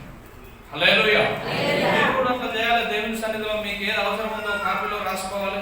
దాని గురించి రోజు చేయబెట్టి, ఎక్కడ కూర్చున్నా, బస్సులో కూర్చున్నా దాని మీద చేయబెట్టి ప్రార్థన చేసేది, కారులో కూర్చున్నా దాని మీద చేయబెట్టి ప్రార్థన చేసేది, పడుకున్నప్పుడు ప్రార్థన, లేచినప్పుడు ప్రార్థన, కూర్చున్నప్పుడు ప్రార్థన, ప్రార్థన ప్రార్థన ప్రార్థన ప్రార్థన ప్రార్థన ప్రార్థన ప్రతి దానికి ప్రార్థన.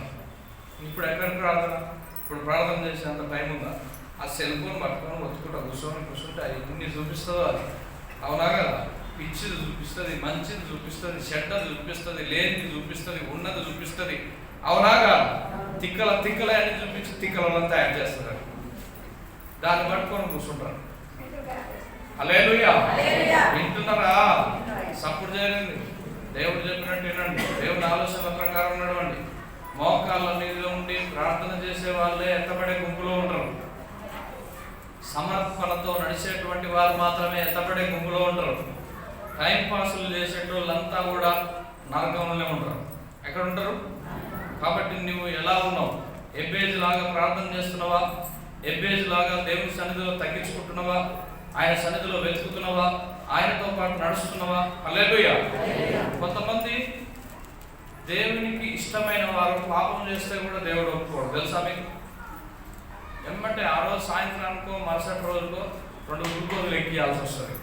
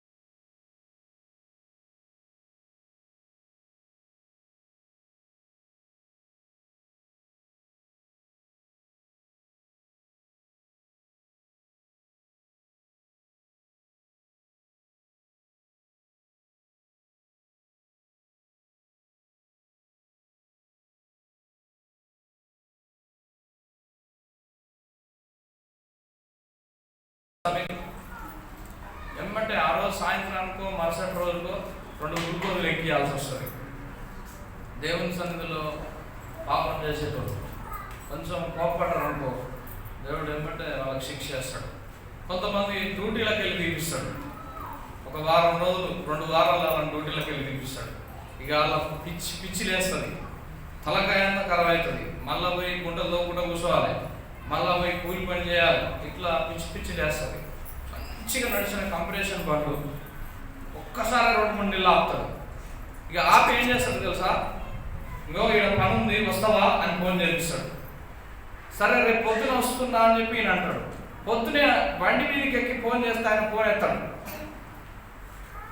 ఫోన్ ఎత్తకపోయేసరికి తలకాయ ఎంత ఖరాబ్ అయిపోతుంది. ఇక తలకాయ అంత ఖరాబ్ అయ్యి ఏంది మన బతికేంది, మన స్థితి ఏంది, మన గతి ఏంది, మన పరిస్థితి ఏంది, అయ్యో ఇంత అయిపోయాయి, అయ్యో అంత అయిపోయాయి. ఇక కేకలు, పెడపెప్పలు, తలకాయ కొట్టుకునుడు ఇంటున్నారా? ఇవన్నీ కూడా దేవుడే చేస్తాడు. కారణం ఏంటంటే పొరపాటును తీసేసుకోకపోను. కొంతమంది చిన్న అలవాట్లు, తంబాకు తినే అలవాటు. అంటే ఇక్కడ కూర్చున్న వాళ్ళందరూ మంచి వాళ్ళే కదా, కొంతమంది గురించి చెప్తారు. హల్లెలూయా. వింటున్నారు? చిన్న పొరపాటే, ఆ పొరపాటు నువ్వు తీసేసుకుంటున్నావు కాబట్టి నీకు ఈ శిక్ష అన్నట్టు. ఇక కొంతమంది స్నేహితులతో కలిసి పెళ్లిళ్ళు జరిగినప్పుడు డీజేలు పెట్టుకొని ఎగురుతారు. ఎగిరేటప్పుడు ఉత్తగానే లోపల ఏదైనా పడితేనే ఎగరబుద్ధి అవుతుంది. అవునా కాదు?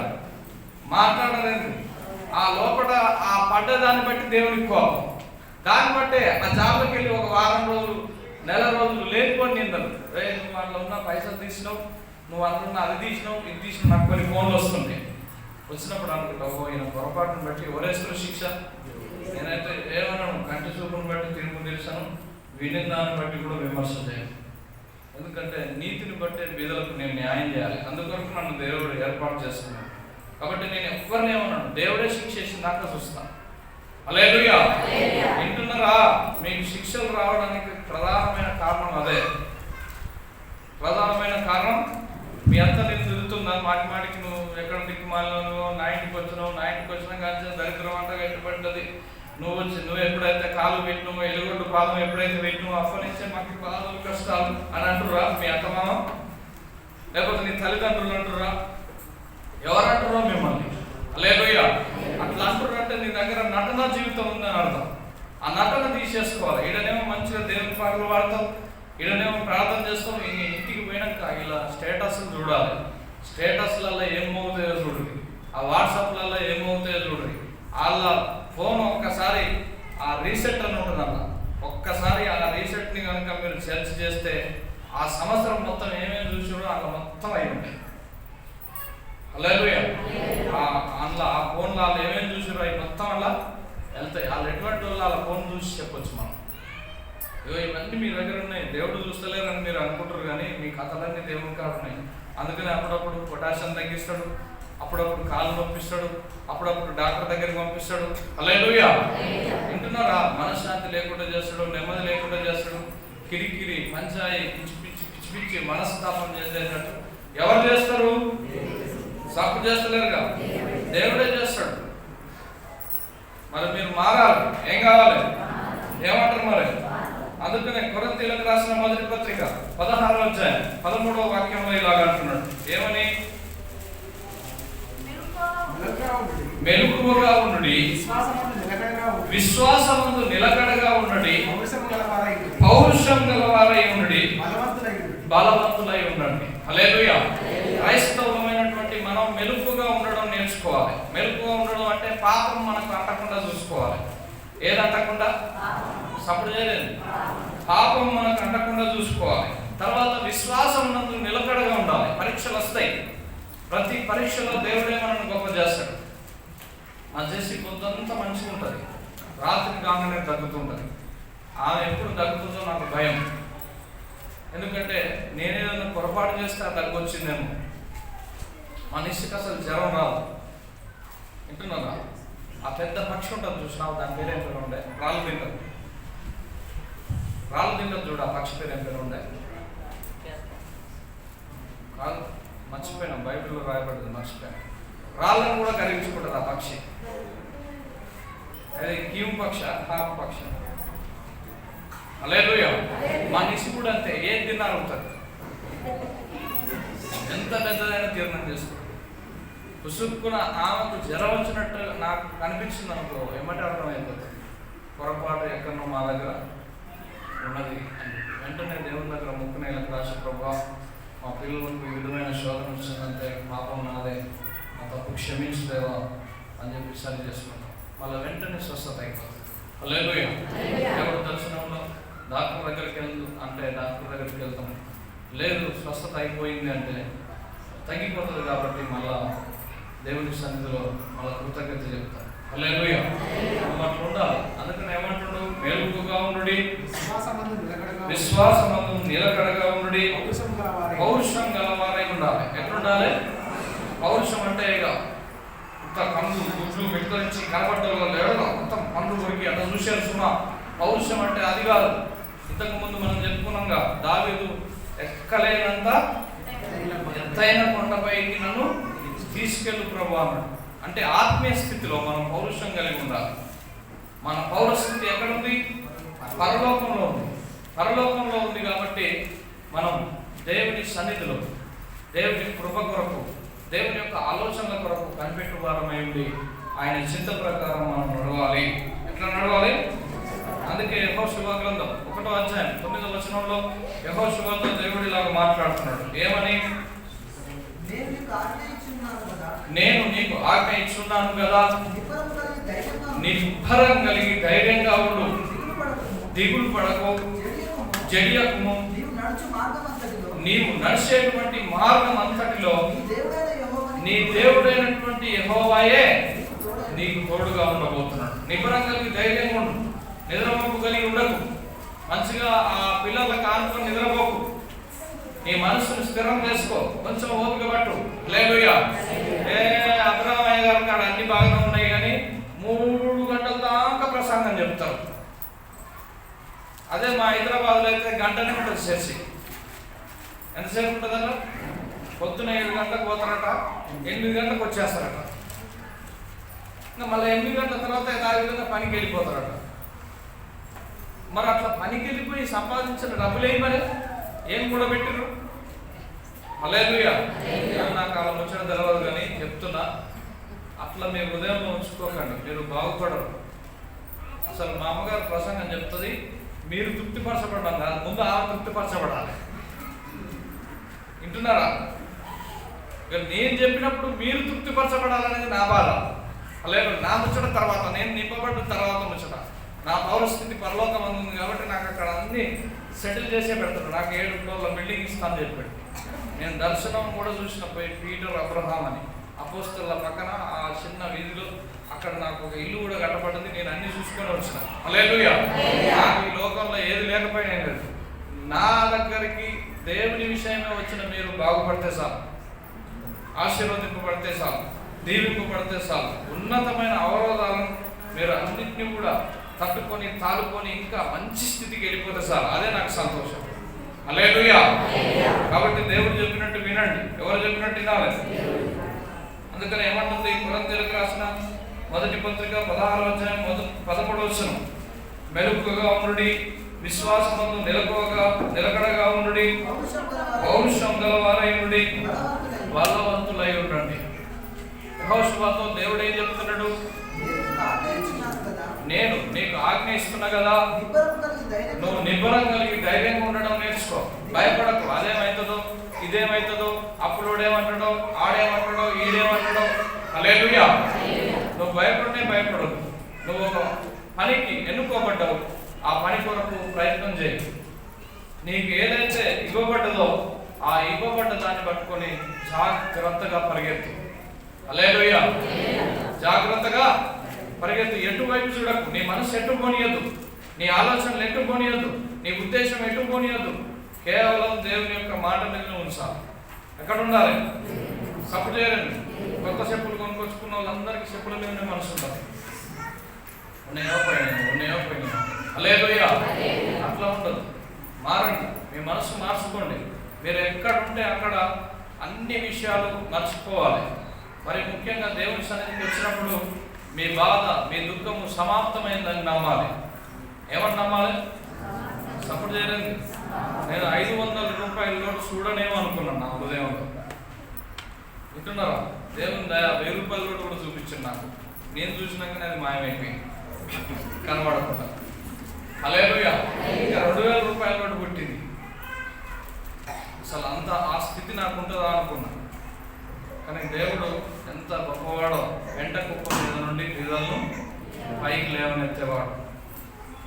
వింటున్నారా? వెంట గడ్డ మీద ఉన్న ఒక పురుగును ఒక వజ్రం లాగా మార్చగల శక్తి కలిగినటువంటి వాడు దేవుడు. కాబట్టి నమ్మండి, విశ్వాసం ఉంచండి. దేవుని ఆలోచనల ప్రకారం నడవండి. ఎబ్బేజు జీవితంలో ఎటువంటి అద్భుతం జరిగిందో ఈ రోజు నీ జీవితంలో అటువంటి అద్భుతం జరగబోతుంది. అయితే నువ్వు ప్రార్థన చేస్తా అంటే, తీర్మానం చేసుకుంటా అంటే, లోబడి నడుస్తా అంటే, నీ హృదయాన్ని ఆయనకు అప్పగిస్తా అంటే ఏమంటారు? మరి సపోర్ట్ చేయలేదు, మాట్లాడతలేరు. అప్పగిస్తారా? ఆయనకు స్తుతియాగం చేస్తారా? స్తుతి చెప్పాలి. కూర్చున్నప్పుడు, నిల్చున్నప్పుడు హల్లెలూయా హల్లెలూయా రీ సంబరక బాబా అని చెప్పి మాట్లాడుతూనే ఉండాలి. బాగా గుర్తుంచుకోండి, భాషలు ఎక్కువ మాట్లాడేవారు బాధల నుంచి విడిపింపబడతారు. భాషలు ఎక్కువ మాట్లాడుతూ చూసినా వాళ్ళకు కలగబోయే బాధలు, కరిగిన బాధలు, కలుగుతున్న బాధలు అన్నిటి నుంచి విడిపింపబడతారు. ఎందుకంటే భాషలు మాట్లాడేవాడు డైరెక్ట్ ఎవరితో మాట్లాడుతున్నాడు? దేవునితోటే మాట్లాడుతున్నాడు. కాబట్టి మీరు ఎక్కువ భాషలలో మాట్లాడండి, దేవునితో గడపండి, పరిశుద్ధాత్మ విషయమే చింత కలిగి ఉండండి. దేవుని ఆత్మ మీకు రాకపోతే, అయ్యో నేను ఆత్మ పొందుకోలేదే, దేవుడు నాకు దర్శనం చూపిస్తాడే, దేవుడు ప్రత్యక్షతను విడుదల చేయలేదే అని చింతపడండి. హల్లెలూయా. వింటున్నారా? సపోర్ట్ చేయలేదు. బాధ ఉన్నప్పుడేమో చింత కలుగుతుంది. ఇక ఏ బాధలు నిన్నప్పుడు, జోబులు నిన్నప్పుడు దేవుడు గుర్తుకురాడు. గుర్తొస్తారా? నేను చెప్తుగా, తాడి చెట్టు తల్లి కాదన్నారు, ఈత చెట్టు ఇల్లు కాదన్నారు. కాబట్టి ఆ స్వభావం పని చేసుకోండి. పని చేసుకోవాలన్నా వద్దా? మాట్లాడతలేరుగా, ప్రార్థన చేసుకుందాం, కళ్ళు మూసుకుందాం, లేచి నిలబడతాం. దేవుడు మనల్ని ప్రేమిస్తున్నాడు. ప్రేమించేటువంటి దేవునికి నమ్మకమైన సొత్తుగా ఉండాలి. ఎక్కడున్న వారు పక్కనే లేచి నిలబడండి. ఎవరు కూడా కళ్ళు తెరవద్దు. ప్రతి ఒక్కరు కళ్ళు మూసుకోండి. దేవుని వైపు చూద్దాం, దేవుని ఆలోచనల వైపు చూద్దాం. అవును అవును, ప్రతి ఒక్కరం కూడా కళ్ళు మూసుకొని దేవుని వైపే చూద్దాం, దేవుని ఆలోచనల వైపే చూద్దాం. అవును అవును అవును అవును అవును అవును అవును, దేవుని వైపే చూద్దాం.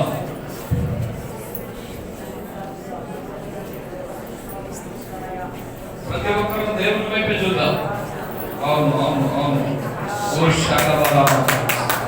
ప్రతి ఒక్కరు ఒప్పుకోండి. మీరు ఏం ఒప్పుకోవాలి అంటే, ఎబ్బేజు లాగా కలిగి ప్రార్థన చేస్తానని ఒప్పుకోండి. నీవు నన్ను నిశ్చయంగా ఆశీర్వదించి నా సరిహద్దులు విశాలపరిచి నీ చెయ్యి నాకు తోడుగా ఉండ దయచేసి నాకు కీడు రాకుండా దానిలో నుండి నన్ను తప్పించు అని ఈ 4 విషయాలు మీరు ప్రార్థన చేయాలి. దేవా, నేను చెప్పినట్టు చెప్పండి. దేవా, ఎబ్బేజు ఎలాగా ప్రార్థించాడో అలాగ ప్రార్థిస్తున్నాను. మమ్మల్ని క్షమించండి. నీవు నన్ను నిశ్చయంగా ఆశీర్వదించు, నా సరిహద్దు విశాలపరచు, నా సరిహద్దు విశాలపరచు. నీ చెయ్యి నాకు తోడుగా ఉండని, నాకు కీడు రాకుండా ఆ కీడులో నుండి నన్ను కాపాడు. చెప్పండి. అలాగే దేవునికి స్తుతియాగం చేయండి. అందరూ స్తుతియపండి. ఎవరు ఆత్మతో దేవునికి స్తుతియాగం చేయండి. స్తుతియాగం స్తుతియాగం స్తుతి చెప్పండి. స్తోత్రం చెప్పండి. హల్లెలూయా చెప్పండి. హల్లెలూయా చెప్పండి. స్తుతి చెప్పండి. స్తోత్రం చెప్పండి. స్తుతియాగం చేయండి. స్తుతియాగం చేయండి. అవును అవును అవును అవును అవును. స్తుతియాగం చేయండి. స్తుతి చెప్పండి. స్తోత్రం చెప్పండి. హల్లెలూయా హల్లెలూయా హల్లెలూయా హల్లెలూయా హల్లెలూయా.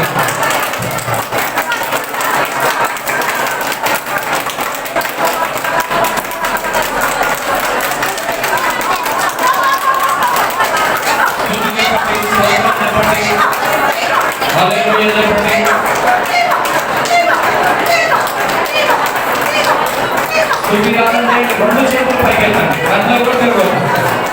కళ్ళు ఎవరు పైకి తిరగదు. కళ్ళు ఎవరు తిరగదు. దేవుడు మనల్ని ప్రేమిస్తున్నాడు. ప్రేమించే దేవుడే నీతో మాట్లాడుతున్నాడు.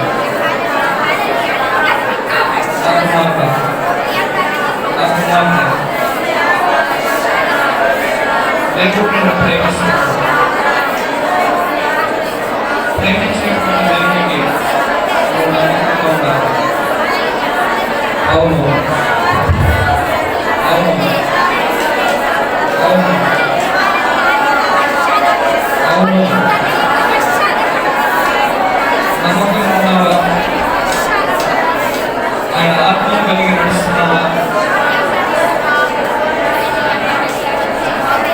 నమ్మకం ఉంటావా? లోపడతావా? ఒప్పుకుంటావా? దేవుడే నాకు ఆధారమని బ్రతుకుతావా? దేవుడి సన్నిధి వైపు నీ మనసును ఇస్తావా?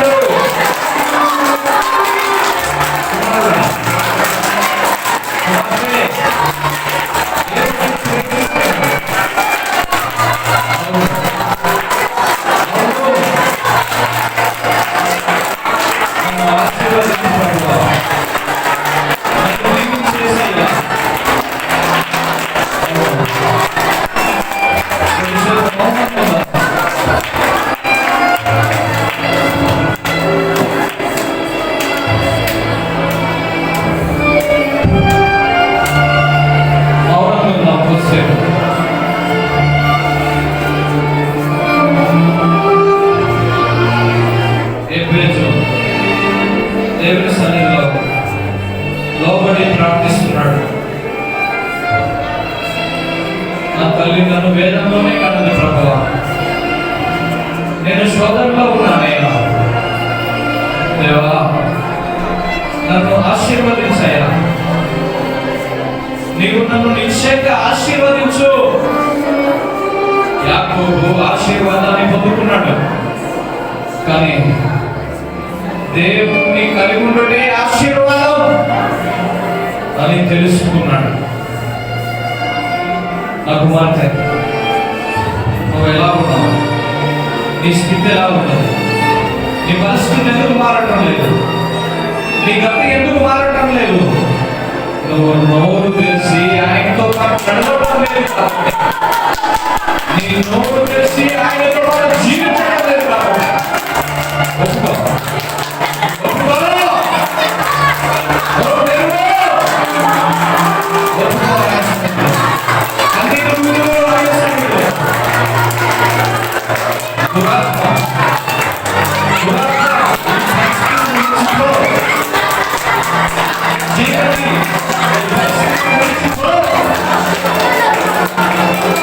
ఇది కన్నీటితో రోధించే సమయం.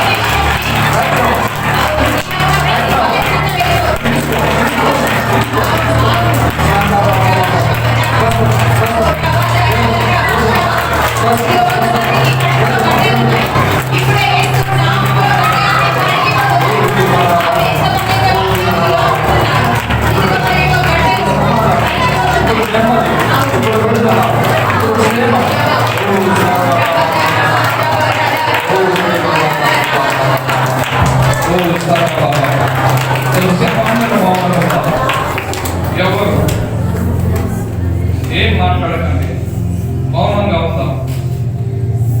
దేవుడు మనల్ని దర్శించబోతున్నాడు. శోధన నుంచి బయటికి తీసుకురాబోతున్నాడు. వేదన నుంచి బయటికి తీసుకురాకపోతున్నాడు. ఆటంకాలు తొలగిపోబోతున్నాయి. కాడిమానం విరగొట్టబడబోతుంది. నూతన క్రియను ప్రభు ప్రారంభిస్తున్నాడు.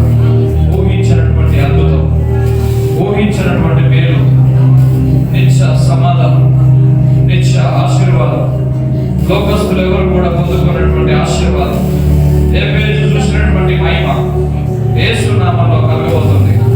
ఓ ఓ ఓ ఓ సింగమేమా అజో భాగ్యమన ఓ రికమే శుభ హలో మమస్తవ సరిత.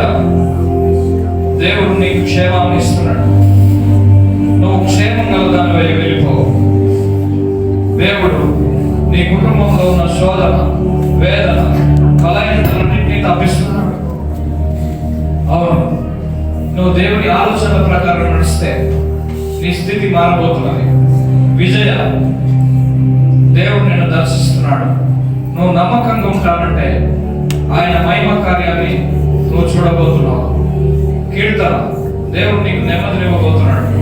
దేవుని ఆత్మచేత నడుస్తానని, ఎబ్బేజు వల్ల ప్రార్థిస్తానని ఒప్పందం చేసుకుంటే నువ్వు దేవుని యొక్క మహిమను చూడబోతున్నావు. లక్ష్మి, నీ కుటుంబానికి నెమ్మది కలగబోతుంది, సమాధానం రాబోతుంది. నీవు ఊహించినటువంటి అద్భుతాన్ని దేవుడు నీ జీవితంలో జరిగించబోతున్నాడు. అనిత, నీ హృదయంలో నెమ్మది లేదు. నీకు దేవుని సన్నిధిలోనే నెమ్మది. దేవునితో పాటు నడవడం ప్రారంభించాలి. మల్లేష్, దేవుని నీతికి దగ్గరగా నడు. పరిశుద్ధాత్మ కార్యాల వైపు మనసు నేను దేవుడు స్వస్థపరుస్తున్నాడు. నీ నాసిక రంధ్రములను ప్రభువే ఇప్పుడు ముట్టి స్వస్థపరుస్తున్నాడు. నీ శ్వాసను దేవుడు స్వస్థపరుస్తున్నాడు.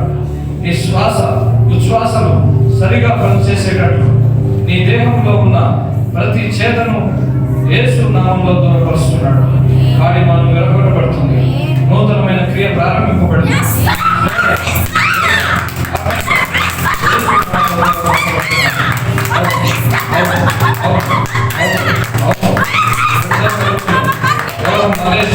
నువ్వు ఒప్పుకుంటే, నువ్వు లోపడితే, నువ్వు నమ్మితే అద్భుతాన్ని చూడబోతున్నావు.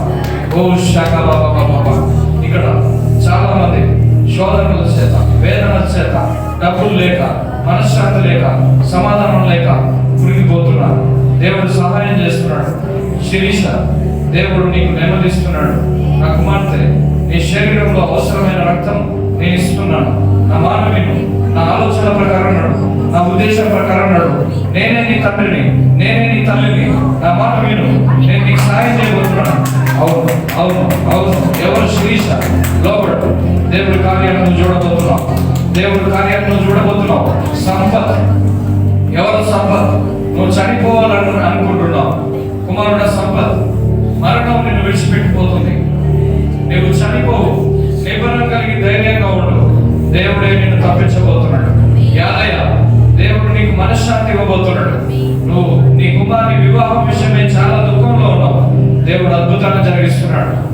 కృప కలిగిన దేవుడు అద్భుతాన్ని జరిగిస్తున్నాడు. ఓ శాఖ బాబా. యాదయ్య, ఎవరు యాదయ్య? కుటుంబంలో సమస్యలు, ఇబ్బందులు, నెమ్మది లేకున్నాడు. దేవుడు నెమ్మదిస్తున్నాడు. ఇబ్బందుల నుంచి బయటికి తీసుకొస్తున్నాడు. క్రాంతి, ఎవరు క్రాంతి? దేవుడు కృప చూపిస్తున్నాడు. దేవుని సన్నిధి కొరకు, దేవుని హస్తం కొరకు కనిపెట్టు. ఎబ్బేజు వలె ప్రార్థన చేయి. దేవుడు అద్భుతాన్ని ఈ క్రాంతి జీవితంలో జరిగించబోతున్నాడు. ఋతు, దేవుడు నీకు నెమ్మది ఇవ్వబోతున్నాడు. సునీత, దేవుడు నీకు నెమ్మది ఇవ్వబోతున్నాడు. ప్రశాంతి, దేవుడు నిన్ను దర్శిస్తున్నాడు. దేవుని ఆలోచన ప్రకారం నడువు. యోహాన్, ఇంకా నీతియుక్తమైన కార్యాలు నీ జీవితంలో ఎన్నో జరగబోతున్నాయి. దేవుడు తన కృపను కలుగ ఆజ్ఞాపిస్తున్నాడు. అవును అవును. యాకోబు అయితే, నేను సంపాదించిన సంపాదన వలన నాకు ఆశీర్వాదం ఏమీ లేదు. నాకు భార్యలు ఉన్నారు, పశు సంపద ఉంది, ఎంతో ఉంది, కానీ నాకు ఆశీర్వాదము నా దేవుడిని కలిగి ఉండడమే. దేవుణ్ణి కలిగి ఉండడమే నిజమైన ఆశీర్వాదం. నమ్ముతున్నావా? ఇగో, నమ్మిన వారు రెండు చేతులు పైకెత్తాలి. మీ చేతులను ప్రభు ముట్టుకుంటున్నాడు. రెండు చేతులను ముట్టుకున్నాడు ఆయన. పరిశుద్ధుడు రెండు చేతులను ముట్టి మిమ్మల్ని దీవిస్తున్నాడు. అవును, దేవుడిని కలిగి ఉండడమే దేవుని కలిగి ఉండడమే ఆశీర్వాదం. కుమ్మరింపు, కుమ్మరింపే, ఇది కుమ్మరింపే, ఇది కుమ్మరింపే.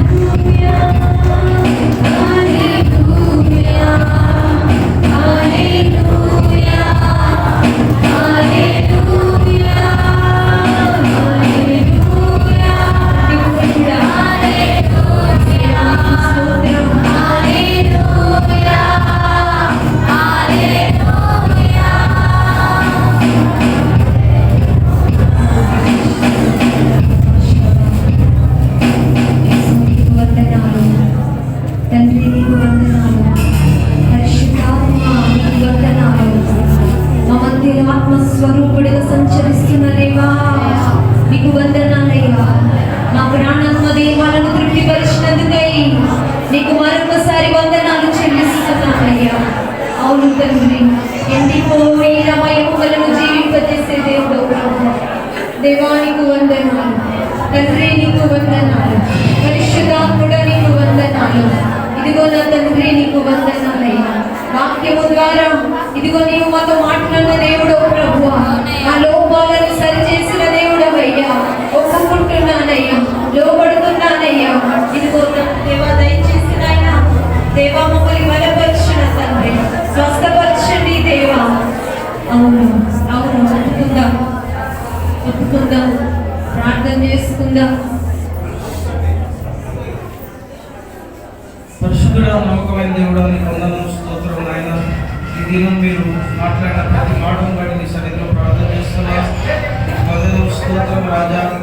అయ్యా నీకు వందనాలు, స్తోత్రం దేవాని స్తోత్రం నాయన. ఎబ్బేలు అయ్యా ఏ విధంగా నీ సన్నిధిలో నాయన అయ్యా మనసారా అయ్యా నీ సన్నిధిలో ప్రార్థన చేశాడో ఆయన తన ప్రార్థన విని క్షేమం ఇచ్చినట్లుగా మాకు కూడా క్షేమం ఇస్తానని మేము ఏ విధంగా మాకు మేలు జరుగుతుందో మీకు సెలవిచ్చాను ఆయన. నీకు వందనాలు, స్తోత్రం. నీ వాక్యం ఒప్పుకొని అంగీకరించి మేము ప్రార్థిస్తుండగా ఏక మనసుతో మమ్మల్ని అందరినీ దీవించండి, నీ దీవెనలతో నింపుమని. ఈ వాక్యానుసారం ఎంతమంది నడుస్తున్నారో నాయన వాళ్ళందరినీ నీ కృప ద్వారా నిలబెట్టి ఇది మొదలుకొని ఈ బల్లారాలను మొదలుకొని గొప్ప కార్యాలు మా జీవితంలో మేము చూసినట్లుగా అయ్యా పశ్చాత్తాపంతో నీ సన్నిధిలో ప్రార్థన చేస్తున్నాం. మా కన్నిటిని చూసి దాచివెళ్ళే దేవుడు కాదు, దావీదు కుమారుడా దాటి వెళ్ళకని ప్రార్థించిన బర్తలమైన చూసిన దేవుడు. ఈ మధ్యాహ్న కాలం మా మీద శుద్ధ జలములు కుమ్మరించిన దేవుడు. నీకు వందనం, స్తోత్రం చెల్లిస్తూ యేసు నామములో ఈ వాక్యం నెరవేర్చి ఆశీర్వాదంగా మమ్మల్ని నిండారుగా నింపి పంపుతున్నావు. ఈ నామానికే మహిమ ఘనత ప్రభావాలు తెచ్చుకున్నాయి. యేసు నామములో ప్రార్థన చేస్తున్నాం తండ్రి. ఆమేన్, ఆమేన్, ఆమేన్. అందరం కూర్చున్నాం.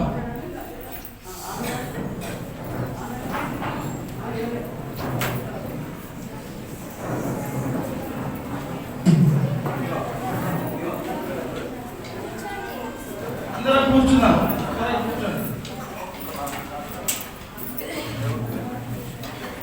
ఒక 4 సాక్ష్యాలు ఈ సమయంలో మనకు అవకాశం ఉంది. పేరు పెట్టి పిలిచినా ఎప్పుడు జరిగినవి మాత్రమే చెప్పాలి. స్త్రీలైనా పురుషులైనా ఒక 4 సాక్ష్యాలకు అవకాశం ఉంది కాబట్టి త్వరగా మిమ్మల్ని ఒకవేళ దేవుడు పేరు పెట్టి పిలిచినా మీతో మాట్లాడినా సాక్ష్యం ఇచ్చి దేవుని మహిమపరచవలసిందిగా తెలియజేస్తున్నాను.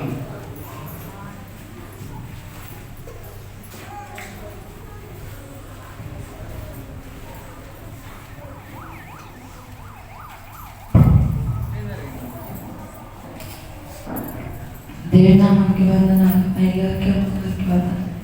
నాతో కూడా వచ్చిన అందరికి వందనాలు. దేవుడు నా పేరు పెట్టి పిలిచాడు. దేవుని హత్తుకొని నడిస్తే నా శ్రమలను నుంచి విడిపిస్తానని దేవుడు మాట్లాడి చిన్ని సాక్ష్యం దేవుడు ఇచ్చింది.